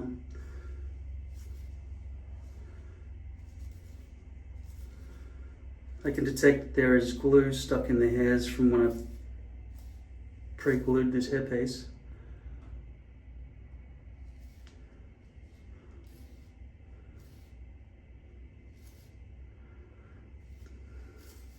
I can see some kind of gathering lump at the very front center. I can detect there's a bit of a lump where it's all clumped with glue over here as well. So I might have to deal with all of that.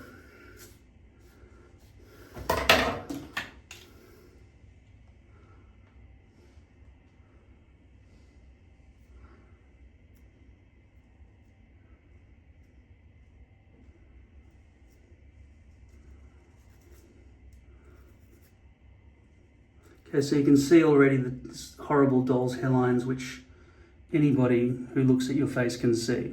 Okay, don't be deluded into thinking nobody will notice. They fucking will. Okay, and you can see it's a bit lighter brown here. That's because I bleached along this front hairline probably about a year ago. It's been in storage since then.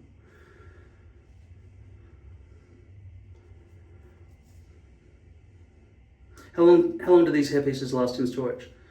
I'd say about 20 years, probably. After that, the plastic might start cracking or not work properly or something. So don't worry about storing them for ages. You don't need them fresh like a tomato or something. And here, you can see exposed base with just hairs there that look awful. More clumps of glue. I'm going to try now to clean. So that's kind of dried and it'll cure more over the next 24 hours. But it's still strong enough that I'll be able to grab it and cut it and do all the other things I need to do to make this into a completed hair piece, just so long as I don't have a shower or sweat my ass off in the next 24 hours. I feel like the placement is fairly good first go. I think that's my natural hairline would probably end. Okay, so am I going to spray C22 directly onto there? Not in this case, no, especially with this giant one. What I'll do instead is I'll just take a baby wipe.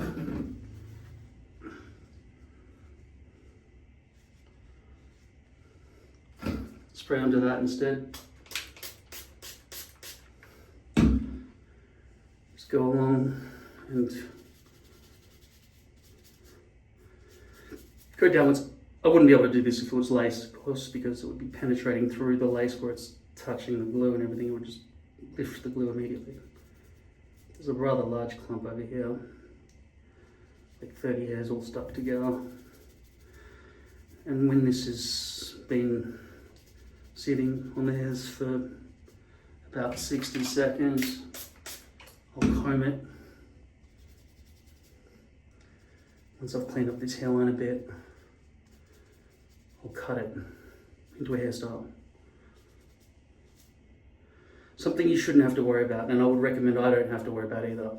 I'd much prefer to open the box and have the hairpiece ready to put on my head without me having to do any of the stencil cutting or hair cutting. Also, don't expect hairdressers to know what the fuck they're doing when it comes to hairpieces. They might even cut their hair below 1.5 inches and then you're fucked. Don't let them.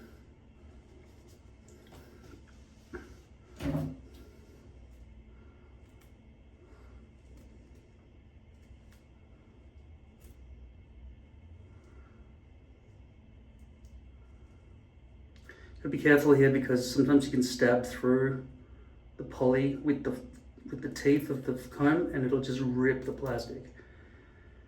While lace would tear away in a natural looking way, the plastic, the poly, the thin skin will just tear and damage the hairpiece in a very bad way. So probably better for me to just angle the comb downwards a little bit, even though I am really trying to dig out glue. But the glue is so minor, it's almost like I should probably be more concerned with wiping away the glue than combing away the glue. So maybe the comb is overkill for this situation. So now there's just water, just trying to dilute that C22 solvent out of being a problem. And is it washing away all the glue properly? Nah. But hopefully it'll lessen it. I've got a clump up here, something's going on there with a fold of some sort. So I'm just pulling that apart with my fingers and pressing down. Try to get rid of any problems there. You might say the density doesn't match between your balding real hair, or bio hair as they call it, and your hairpiece hair. I know. That could be better matched with a lower density hairpiece. But the lower the density, the more people can see the doll's hairlines, or the squished ants, or the glue shining through in the sunshine.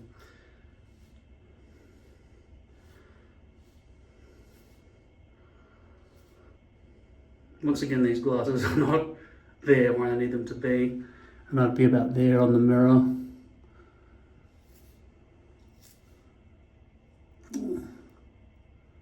Let's hope the C22 hasn't seeped underneath.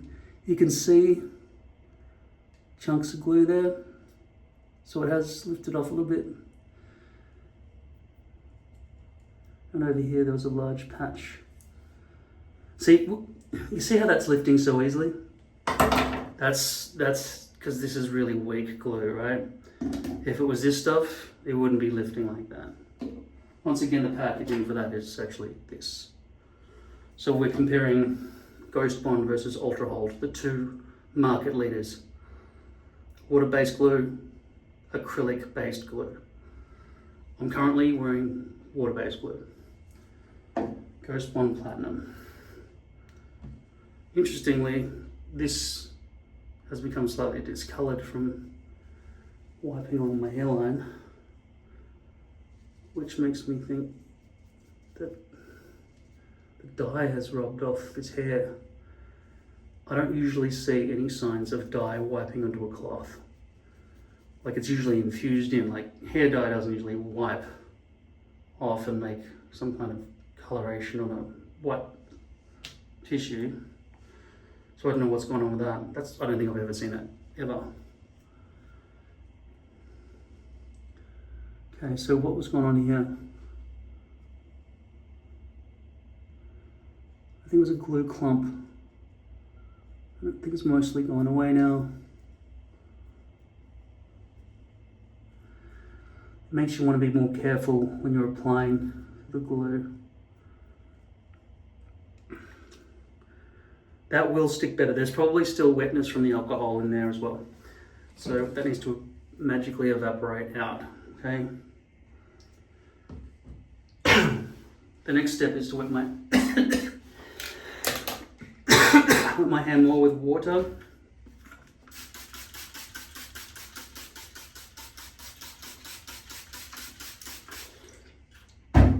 Once again, if this was lace, I wouldn't be able to do that. It would be penetrating in and ruining the hole because the lace has holes in it and water would get in, and so would C22, which is worse than water, obviously, for this whole situation. Now I'm going to brush my hair forward. Hopefully it won't all flop off because the glue is so weak.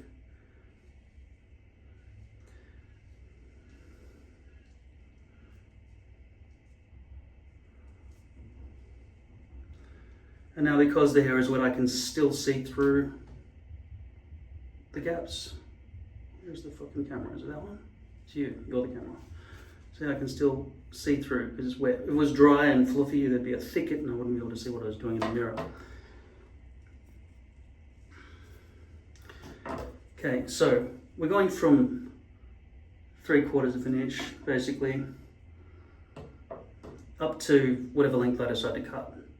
Will I try to start back at 3/4 of an inch back here so it blends up? No, because while this hair can be flattened coming out of my head, this hair will just go spring, right? It'll be just like a wall of just different length. It'll be the same length, but it'll be doing this, whereas my natural hair is just be, able to be brushed down or held down by a small amount of product or water or something. So I said before I was probably going to go for a 1.5 inch hair length, so I can just fluff it along the front here. If I was to do that, I would lose the capability of brushing it back and around and everything, which is what I have been doing. The reason I have been doing is that because this hair has been so short, I needed to brush it all back through and cover it over. Now I could have gone with this shield shaped stencil hairpiece, but then I'd have to start shaving all of this out, and it's just not easy for me. This area here isn't, well, first of all, those two big arches, they're completely bald, so I don't have to worry about that. There's just this island in the middle which is diminishing, so much that I just shave that out, right?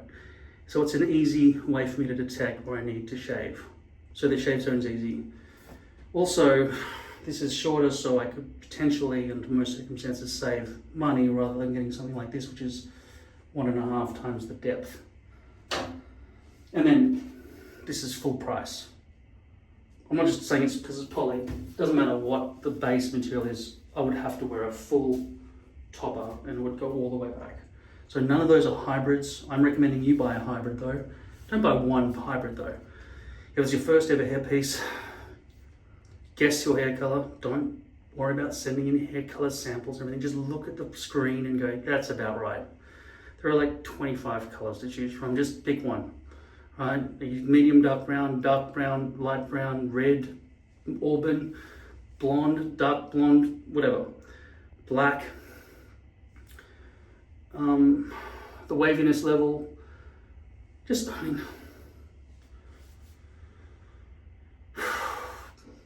I just recommend when you buy your first one, don't be fussy, just buy it, right? Obviously, there are package deals. You can buy a 6-pack of hairpieces often, and it's much cheaper per hairpiece than buying one. And definitely use my coupon code StickOnHair. It'll save you 20% or 10% or whatever the deal is. I've written it in the description below. Okay, now I'm gonna cut my hair. This is something you shouldn't have to worry about, but if you do have to worry about it, this is how I do it.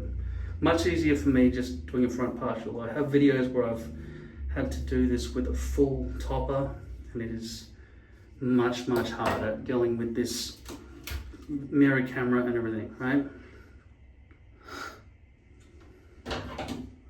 At first, these scissors were too big and cumbersome for me to want to have to deal with, but then after a while, I just got used to it. Because I had little children's scissors before, and they were just much easier to handle.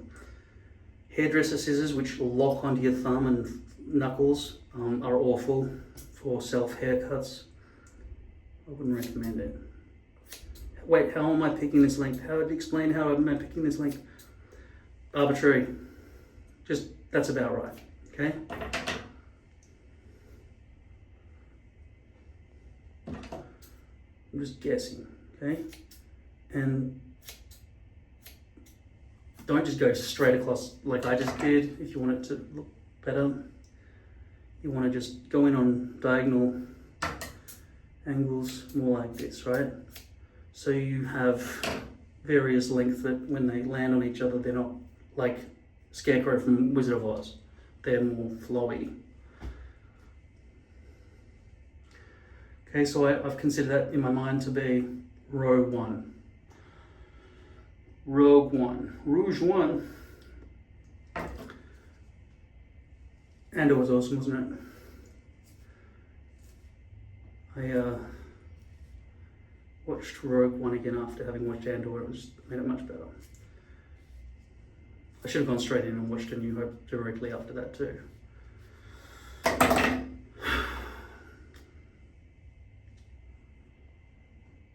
Okay, I'll be careful now because I feel like it might not be stuck down very strongly back here. So am I going to do a 1.5 inch haircut? No, probably going to go with another 2 to 3 inch haircut at the front.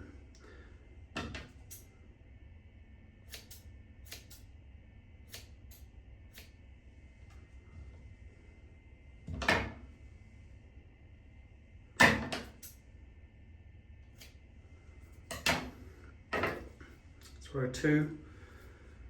With this amount of depth, I would say I want to do 4 layers, 4 rows till I get to the front.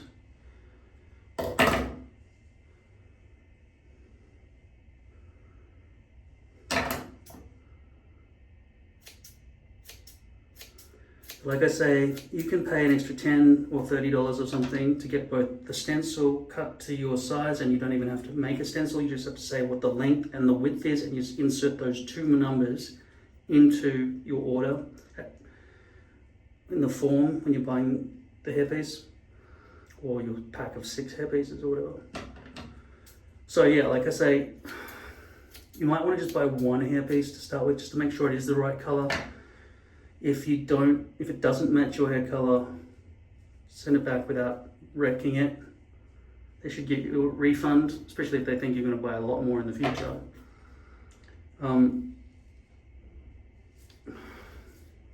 Maybe I'll do 5, just to be on the safe side. This will be the 4th layer now. So if it's $250 for a solid poly hairpiece, when I say solid, I mean not hybrid. Maybe when you buy 6, they could come down to like $230. And when you use my coupon code for, say, Lord Hair, it's your first ever purchase, it might even come down to something more like $180 per hairpiece.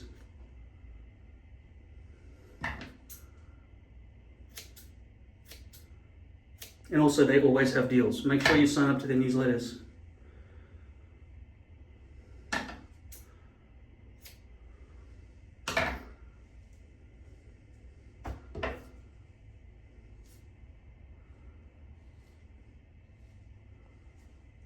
So, like, if you're getting newsletters, emails, e-letters, or whatever you call them, if you're getting them from all the companies, you might make a decision on what company you want to buy from based on who's got the best deal that month. $20 off, 20% off. In the world we're living in, obviously 20% off is much bigger than $20 off, right?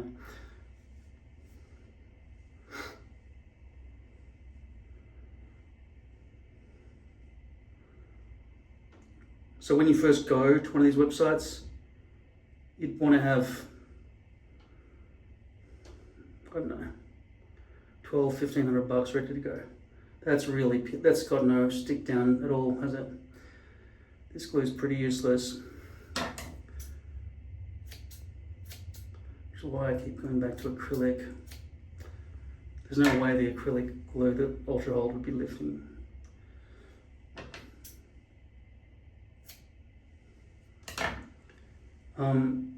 I might have to apply some more glue, even in this video. Lifting there too, isn't it? Is it? It's just the corner issue. I'll give it a bit more time, so just in case it's the alcohol that needs to evaporate and that's the cause of the problem.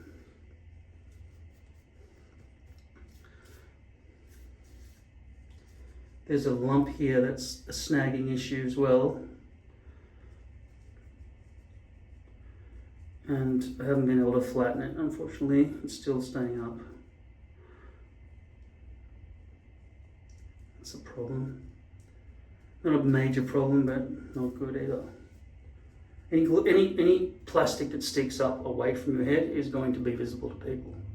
Okay? Now you're seeing a lot of difference there because this is wet and this is dry. If I wet everything, it'll become uniform. So this is pretty much a 3-inch haircut that I've just given myself, right? 3-inch pepper fringe, or the bangs. Why do you make bangs plural instead of fringe singular, which is what we do in normal English, and then make math singular instead of mathematics plural, right? Americans dumb. All right. It's normal. It's not normal. It's nuts. That's what it is. Fucking insane. Like gallon, mile.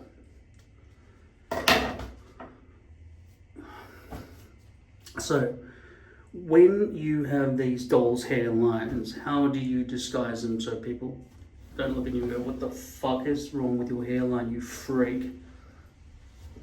Are you wearing a hairpiece?" You don't want people to ever ask that question or think that. So, you either want to make it short enough that you can sort of fluff it around and just like nobody's looking in what's going on in this thicket in here, or you kind of brush it over to the side a bit so it kind of makes it harder to detect. Just make sure you've got no exposed base with those chopped off little lines, those doll's hair lines that have not been able to be disguised. And in this situation, unless I do that with my glasses when I'm looking at the mirror to see the top of my head, or I set up this camera thing just look down properly, it's so hard for me to see my own hairline. But just at a glance I can tell it looks awful. Like those doll's hairlines do not look like real life, do they? So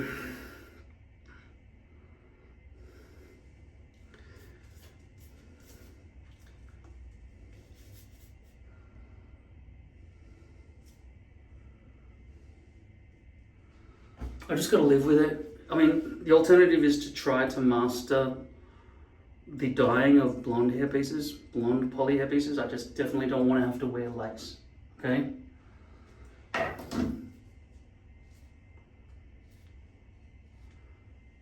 If this keeps lifting like this, and it's not going to stick, at least it's poly,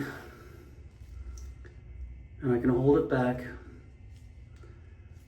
and I can apply more glue to it using a brush, which looks like it might be absolutely essential at this point. Given there's water all over the place right now, I might just go and sit down and wait for that to dry, because I don't think I can reactivate it or anything by putting some of this on there. You'll also remember I didn't apply any glue to my head at that point. There was just the glue that was already on this. You don't want little chunks of glue sticking around all over the place either. So I'm gonna have to, when this dries a bit more, brush glue onto there very carefully. All right, and when it gets to this point, this set actually does come with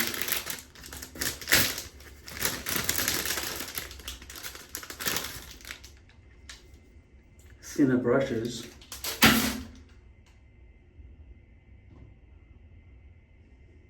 But I wouldn't trust that not to fold when I want to do something extremely delicate like down here without it folding.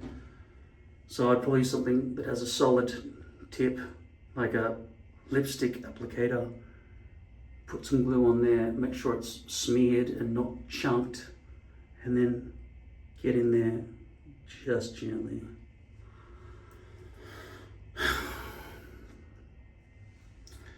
And if that still doesn't hold, then this glue's shit. And I'll just put a bunch of this on that, and then it'll hold. And then it'll be sticky, and then we'll have all the other problems that come with this. But this holds better than this. I'm gonna clean the sink of all the hairs I just chopped off my head. Wait for this to dry a bit. This should stop being white after about, I don't know, 20 minutes.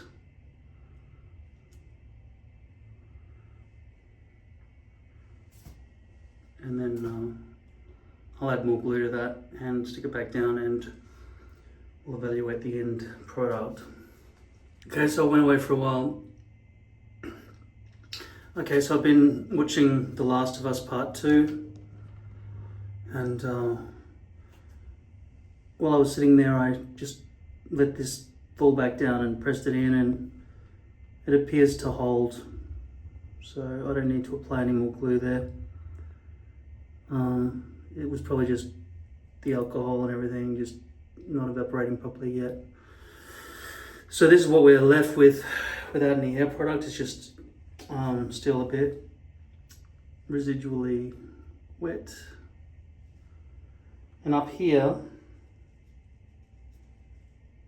there's some overhang, and this is one of the problems with water-based glue. Even though it's much cleaner and easier to not be all sticky and everything. Like, there's no real residual stick or feel of glue stickiness around any of these parts here, which is what happens when you use the stronger, more acrylic glue that doesn't, not more acrylic, the acrylic glue that doesn't ever really dry properly. It's just always a little bit sticky forever.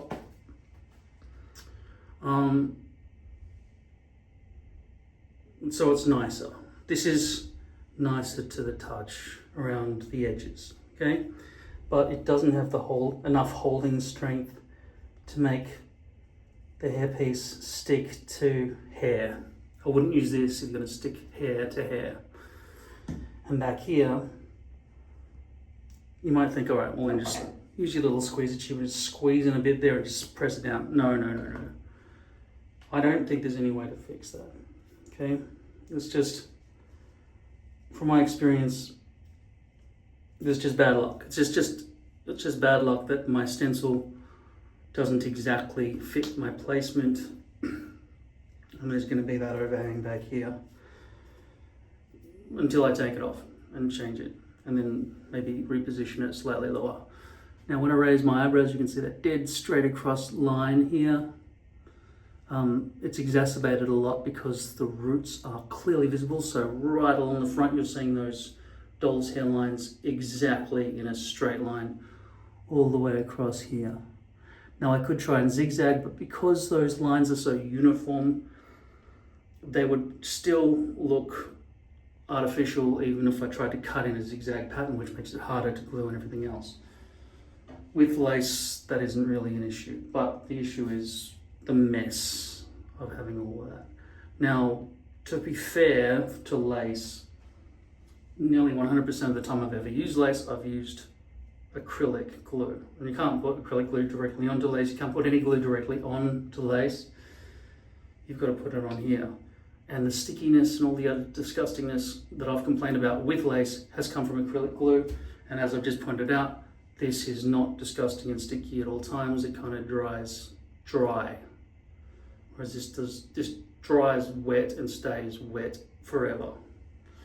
So potentially, if you could possibly neatly make your front hairline glue placement exact, and you could make your lace hairline fall exactly in the right spot, you wouldn't have this doll's hairline fake problem here. There's the remains of that chunk that I was talking about earlier. So I haven't got any hair product in at the moment, so the minute I go outside, the wind would blow and it would just blow around all over the place. I do like to have 3 inches to play with, because even though it does come naturally down to my eyeball, when it springs up, it sort of frames the face and stays up higher, like up here, right? So I really think that 3 inches is a fairly good length. And just looking at it, well, it's still wet at the front and dry back here, but hopefully that blends well enough with this haircut I've given myself. And the problem is for me also, even though I'm waiting for this to grow a bit longer, so this hair can go over the top of that hair if I brush it forward a bit and so on. When that happens, this all buffs out a lot. Less and less so because I'm balding here, but I'm actually probably at the ideal length now, 3/4 of an inch or 1 inch for my hair to be at forever, and then try and match this with it all.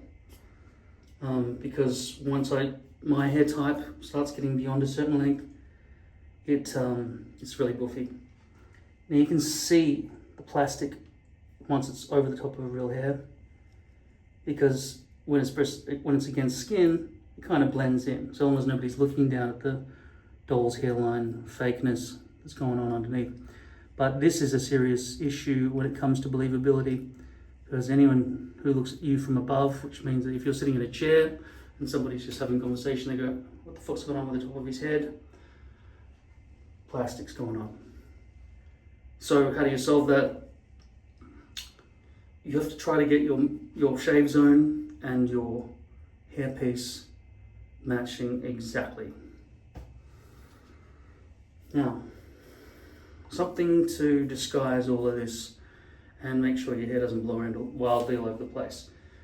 Hair product. Which hair product would be good? I never really figured out the best one, but like I say, I don't like my fingers being dirty every time I touch the hair. This is the worst culprit by far. Sticky glue, which sticks to you for fucking ever. It turns black on your finger and then there's one hair sticking out of it all the time. You've got to rub your face and there's this annoying hair that's sticking up. So with that in mind, this kind of thing, which remains kind of greasy and mousse and so on, they're all kind of messy and make your fingers dirty. Whereas I don't mind getting leave-in conditioner on my fingers, but this doesn't really have any holding properties. It just smells nice, and I'm addicted. It's probably got freaking heroin in it or something. I'm addicted to every time I inhale it. Alternatively, I said I don't like stickiness, but hair oil can kind of at least prevent frizz, because this takes like 24 hours to evaporate. You don't want to overdo it, you don't want a grease ball, but if you could maybe just keep your hair heavier, then the hairs won't fly around all over the place in a ridiculous manner. And I really do want to keep this front hairline concealed because I am paranoid about it at all times, even with the hair forward. If I brushed it back, the paranoia is worse because I've got to worry about people seeing those doll's hairlines. But I feel like it's a neater look to have their hair brushed back. So if you can potentially hang out with people who have got bad eyesight, go with a brush back look. We're all just praying and hoping that hair companies will start bleaching the roots on poly systems so we don't have to buy blonde hair pieces and dye them dark brown or whatever hair color you got. In the meantime, everyone's trying to brush it forward. And you'll notice that on most hair websites, the only people with a brush back look are either blonde or grey, so that if they've got white skin, right? So it'll just look seamless because you can't tell. Once brown hair hits white skin, that's a very big contrast. So it has to be 100% perfect in order to achieve that. This is just like a 0.03 millimeter thin skin, ultra thin skin, UTS, $250 from lordhair.com. And I've cut it into a sliver. But like I say, if you have a full topper hairpiece, which is the full size one, it goes all the way back there, with lace, the brushability back here, for the hair changing all directions at the crown is going to be much better for you. That's about the crown about there, right? That's the front hairline back here. So if the front hairline's here, and the crown's about here, it's not going to give you some weird, massive, sticky, uppy patoodlement at this point here. Whereas with a poly hairpiece, is one I obviously didn't want to clean, it's just old and dirty.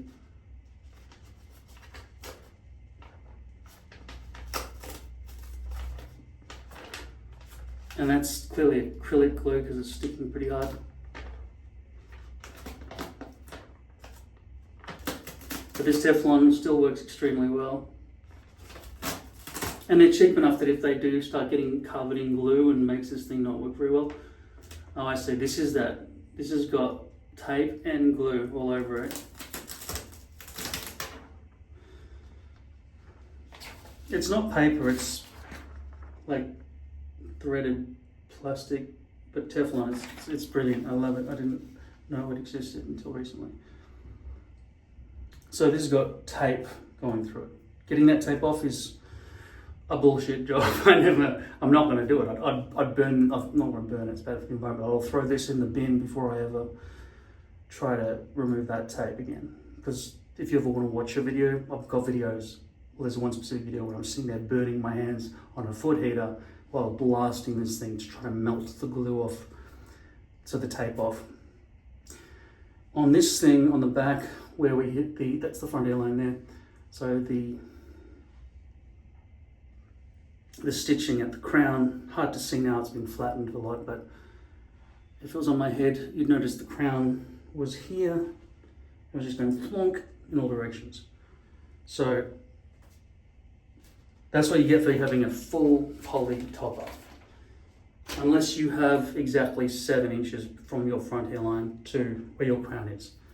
And even then I'd say it's probably pretty gross. And now I touched it, so now I've got sticky, gluey fingers, which is gross. And once again, the reason why I'm choosing Ghost Bond at the moment. I don't know what a camera it is. Okay. So, at the moment, my recommendation, here we go. Just put simply, if you've never ever worn a hairpiece before, you want to try it, how much can somebody hold your hand? Could you go to a hair specialist or something and then look after you? Probably not. They'll probably just tell you all the stuff I've told you. Or not tell you at all and just charge you for them to do something very simple, which is call one of these companies, not call them, just internet them, have it sent to them, boost the price massively, give it to you, instead of $250, it'd be $600, right? And how much help do you really need? Do you really need that many hundreds of dollars worth of help for them to just hand you something they purchased on the internet? No. So buy yourself. So the thing is, if you're going to start shaving out your natural hair in order to accommodate a hairpiece, you don't want just one. You need multiple attempts on your first time. Consider your first hairpiece to be sacrificial because you're going to fuck it up. Unless you buy it pre-cut out of the box. Like I said, most these days you don't have to even make a stencil. You just measure with a tape measure. It costs you $1.50 for a tape measure from Amazon, right? A material tape measure, around your head. You look at it, it'll ask you probably in inches. Yes, I have a 9-inch length and a 7-inch width. Is going to cover my bald area. Just stick. It's not going to stick to hair with this. This is too messy. So if you're going to stick it over your actual existing hair at the moment,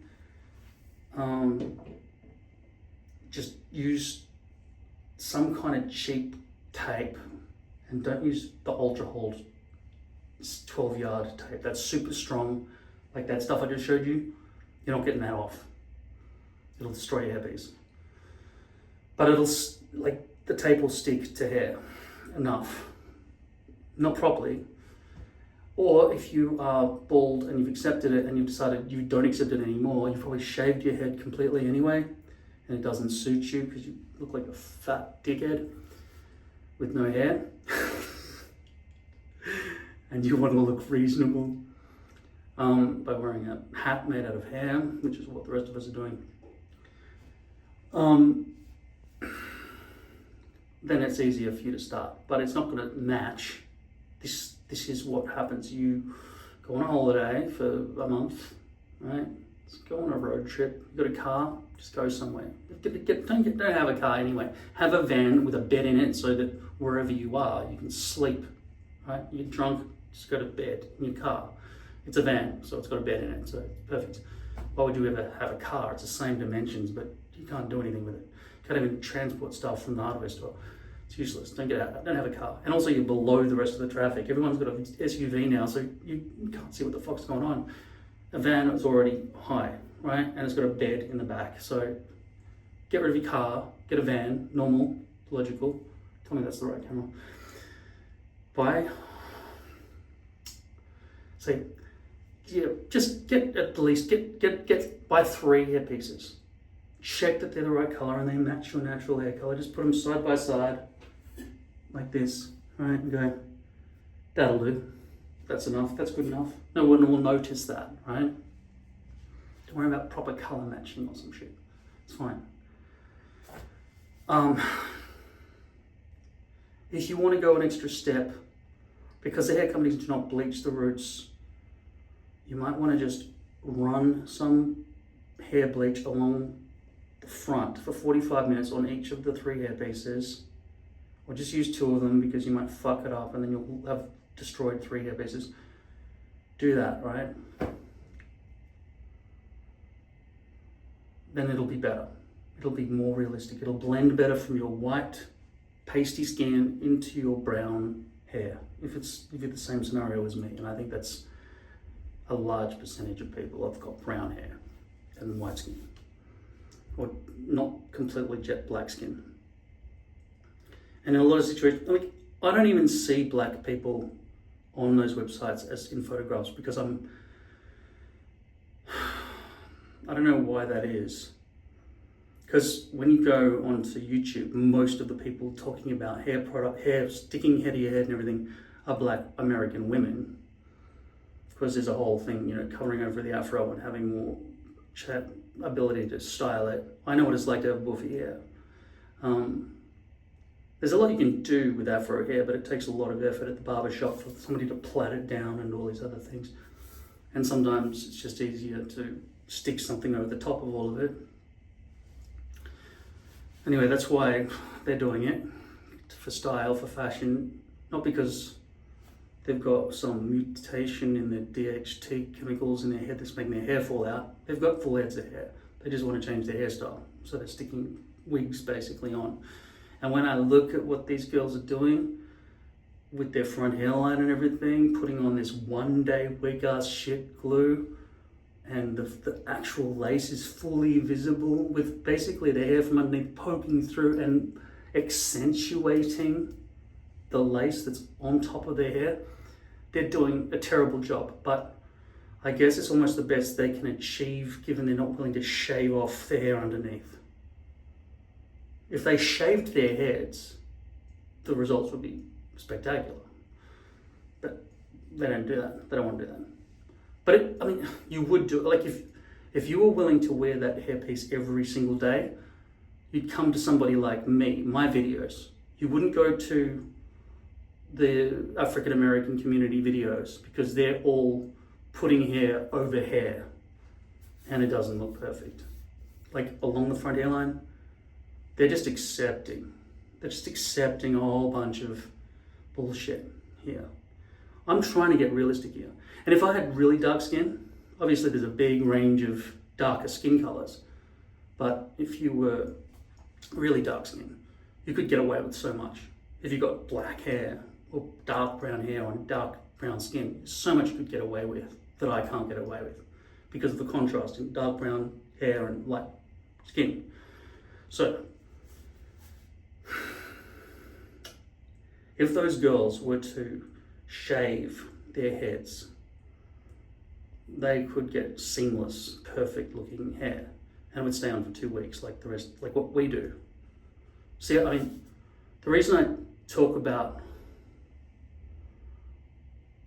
the black women is because there's a whole division between balding men and black women, but the hairpiece industry is sort of serving both of them. But I get the feeling that the hairpiece companies I go to are mostly serving, I don't know, balding men. At any rate, if you're albino or blonde, something really blondie and white and pasty, it'd be easy for you. Also, if you're really white and you've decided to go fully grey, that's even easier than blonde almost, right? Because white skin and grey hair, it's like you're all the same colour, it doesn't matter. You're not going to have all these difficulties trying to make it all blend. And the same goes if you're dark and you have dark hair. So, I don't know. See, it would be wise for these hair companies to actually put pictures of pasty white men with grey hair in their images, because all their images would look totally real and perfect, and now their hairlines would be exact.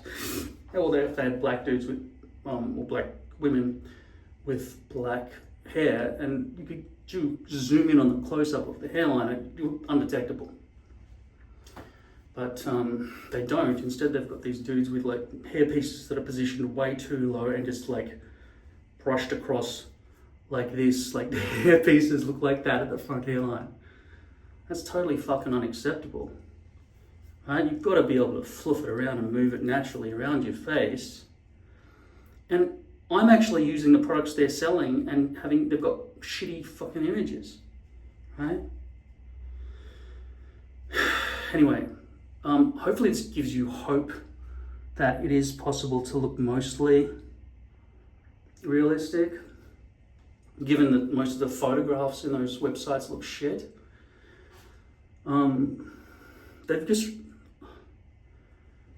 They should just redo it. As for this problem up here, I'm just going to let it be.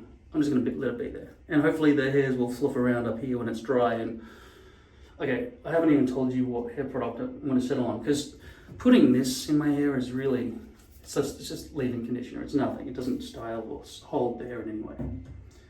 This gives a permanent kind of wet look, which I guess I want a bit more volume than that. And this stuff, this repair oil, or whatever it is, daily oil elixir, I feel like this kind of gives weight to the hair without pasting it to my head.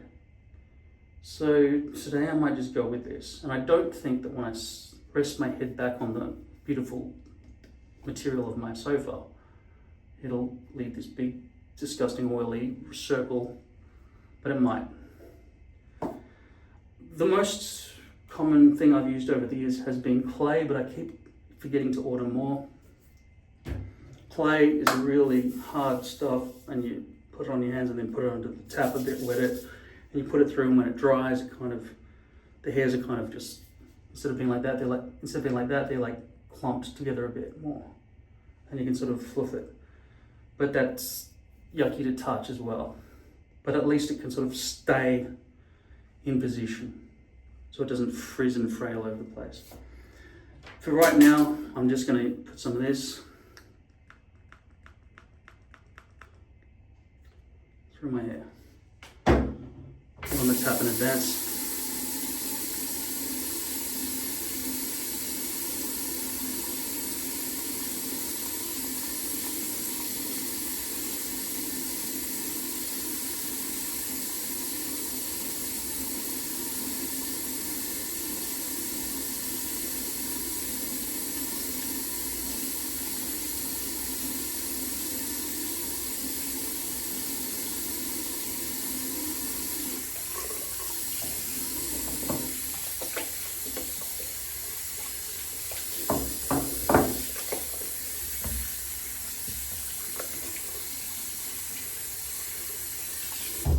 I just washed my hands with soap and hot water and it's still all oily and gross. So I'm going to wipe all this mess all over my beautiful towel. Which fucking camera is it? Now my hair is not nice, but I guess I'll brush it when I brush through it. I don't brush, do you notice I'm not brushing straight from the front? I'm going from back here, like midway through the hairpiece, and then doing it. And when I get to the front, I'm gently doing it. Now, the more you do this, the more you leverage the front hairline up and down like this, the more it's going to loosen and flop, but not nearly as much as it just happens naturally when you sweat. But like I showed you here, where I was going to go and put more glue, after a while, the liquid evaporated and it was able to stick back down again. But I think that might just be in this early instance because there had been nothing except glue, a clean scalp, and alcohol. Alcohol doesn't count because it just evaporates out, so there was nothing except just glue and clean scalp. So there was no reason for it not to stick except for there not being enough glue. So it ended up that it did stick. But once you add sweat to the equation, it's not. It doesn't believe in peace and love. It's your enemy. So once you've got 3 inches length at the front, you do have the ability to sort of brush it back and merge it into a shorter haircut. And if your hairpiece is all the way back to here, you can do that all over, which is great unless you have that whole crown patchouli issue. And also, you don't just want a bald patch here and 2 resections here like me with a bit of sprinkling of hair missing in the middle, because otherwise you've got to invent this whole elaborate shave zone which is artificial and it's hard to maintain and guess where you're supposed to shave all the time. So for me, I'm just letting that area there be a little bit bald. I'm letting that be a bit bald, and I'll revisit this whole idea in the future. Probably doing what I suggested to you with a hybrid hairpiece, which is going to be poly around the perimeter and lace through the center. So long as the poly on the perimeter is thin, like 0.03 millimeters like this one is, because then the plastic and the forehead are very flatly combined. Whereas if it was 0.08 or thicker, it's starting to get a bit raised. We can see the shadow here. And hopefully in the future they'll be bleaching the roots so they'll be invisible. I think bleaching the roots is a better solution than colouring the poly material to try to match your skin colour. First of all, it would make sales a lot harder. You'd have to make so many more different hair pieces because, you know, think about this, if it was opaque instead of transparent and the hairs were going down underneath and coming back up, that little line area here would be concealed by opaque skin colored plastic. But like I say, my skin color changes with heat and everyone's got a different skin color, so it'd be too hard. Transparent is one size fits all, so that makes more sense. But all I have to do is just bleach that little bit of hair underneath, so it's not just line, like doll's hair lines all the way through, making it look fake as fuck. And then if I did want to make sure that if I was going out in the wind or something and this is something you wouldn't want to alter though. You take hairspray, okay? After you've styled it with your styling product, you then take hairspray.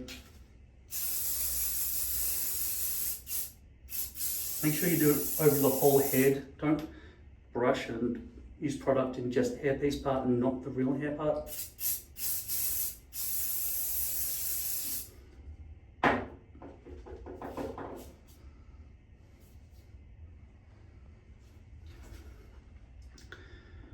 And then after about 30 seconds, this is going to become unbrushable, okay? And it should spring back into position each time.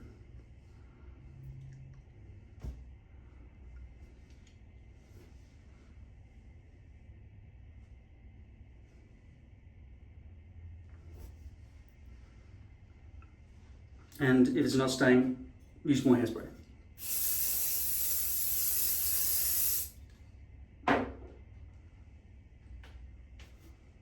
And wear something that suits you, and don't be fat. Look, Jason Statham's good looking, right? He's completely bald. But he's tanned and muscular. They're the two things that are a prerequisite if you choose to be bald. If you're not those two things, fucking put some hair on your head. You're disgusting. You're scaring the children, Daddy Warbucks. All right. Final close-up look at my hairline here. Got a tiny bit of speck of glue here. Get rid of that. Imperfection. The other thing is, once these start getting thicker and bushier, it'll make you look older, probably. So you can make yourself a bit younger and, you know, streamline your face a bit by keeping your sideburns a bit shorter. But be careful, do it properly. Probably something like a guard. Interestingly, I use 3 millimeters here and then go up to about 7 millimeters to a centimeter up there.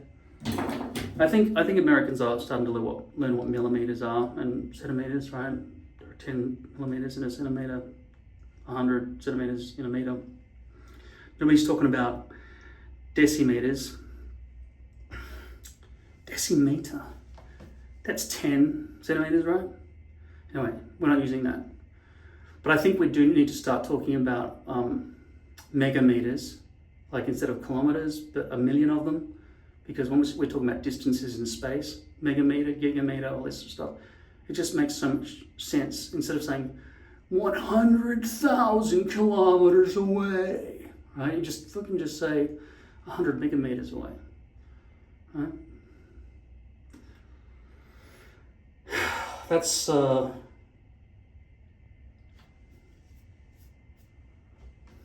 don't know if deci is a tenth or 10 times. Sometimes it starts to get into hecto and these weird words you hardly ever hear.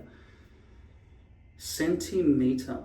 Okay, so centi is 100th, obviously, because meter is the SI, the unit of scientific measurement. Nobody's using inches in the scientific community, you know that, right? Or gallons, no, Fahrenheit, pounds, no. We use common sense. Common sense is even metric sense. So, don't know what 10 times is then. But we wouldn't be doing 10 times, 1/10. So if 10 centimeters is a tenth of a meter, maybe it is deci. And then 10 times is decameter. So 100 meters maybe is 1 decameter. 10 meters is 1 decameter. And then I guess 100 meters is 1 hectometer. Is that good Latin? I don't know. I'm guessing we go from nano's billionth, right? We don't really talk about 100,000s and stuff. Although I did hear that 10,000 is called a myriad. So that's interesting. For my space operas that I write, I have to reinvent time systems to be interplanetary, so that it doesn't matter what time it is in that planet or that hemisphere or that time zone or whatever. Everyone needs to be able to communicate with each other throughout different planets, and they've got clocks on the walls and everything. That all makes sense everywhere. And nobody's talking about minutes and hours anymore, because I abolished that shit. Okay? I kept the second as the only relevant unit of measurement. And then obviously, we're talking about orbital periods and rotational periods of planets. But not as official kind of, we don't use fractions of those things. Like they're about 360 days in a year, so we have 360 degrees in a circle. I got rid of all that shit. Okay? Anyway, I'll edit this motherfucker and publish it. I hope you learned something. And are you scared? Yes, you're scared. Did I convince you? Maybe not. Right. Do you want to look like this guy? No, you don't. Do you want to look like this guy? Of course you fucking do. I'm fucking handsome as fuck. Where is this? Okay. I wasn't when it started, right? When I'm bald and fat. It's terrible. I much prefer wearing this. And I have shaved my head many times. You can go back and look over my 400 plus videos and just skim through them and go, it's bald. Where's wearing hair? Bald hair. I was much happier when I was wearing hair, so long as it wasn't frustrating me. One of the biggest frustrations is having glue fucking sticking to me all over the place and being sweaty as fuck. This solves that, but I don't feel like this is a very strong hold. Though people do swear by it, and I think those people don't really sweat much. And to be honest, I haven't really given this an absolutely fair go, because the moment it starts lifting, I can't be bothered dealing with it. But at least it's not messy when it lifts. This is messy when it lifts, but it can be stuck back down. But not as strong as on day one. Definitely choose a poly front hairline, whatever you choose. Trying to deal with lace at the front hairline, especially if you're a beginner, get rid of it. You're not going to want it. You'll hate it. Poly makes things super easy. You can pre-glue the actual hairpiece itself and then slap it on your head. Now, once again, you don't have to make these stencils like I'm talking about. I've got a whole bunch of other ones, full-size ones and everything else. I've used lots of different materials over the years, made out of liquid plastic and all sorts of different things. I settled on a really good stylist coloring wig, which is in the description below, which is the best material possible for this kind of thing because it's malleable and sits and conforms to your head, and it conforms to the mannequin so that when you take it off your head and you use it to trace around where you need to cut out your hairpiece, which you don't really want to do, just get done at the factory, it conforms to the mannequin head. Okay, so here's what you do. You measure, tape measure like that, length and width. Go onto lordhair.com, for example, buy 3 hair pieces that are hybrid, or if you really want to be experimental, get a lace one, a hybrid one, and a poly one. Go 0.03 millimeter, that's standard. Going thicker gives you longevity, potentially, but it doesn't look as real. Why would you even bother with not looking real? It has to look real, that's the whole point. After a while, people get lazy and they go, I want a hairpiece that lasts me 5 years and just take it off and on again all the time. Do you really? Just fucking wear a hat. No, it's about trying to make your hair look like it's really there, okay? So why are you going around lying to everybody? Just shave it, bro. No, don't shave it. You look like that, okay? Unless you look like Jason Statham, in which case it's fine, okay? 2 factors that can easily help you determine whether or not you should shave your head or not. Are you muscular? And do you have a tan, or at least tan or darker? Okay? If you don't have both of those things going for you, do not shave your head. You look fucking ridiculous. You make baby Jesus cry. Okay? So, stick hair to your head. Just to recap one more time about where the Indians are getting this from.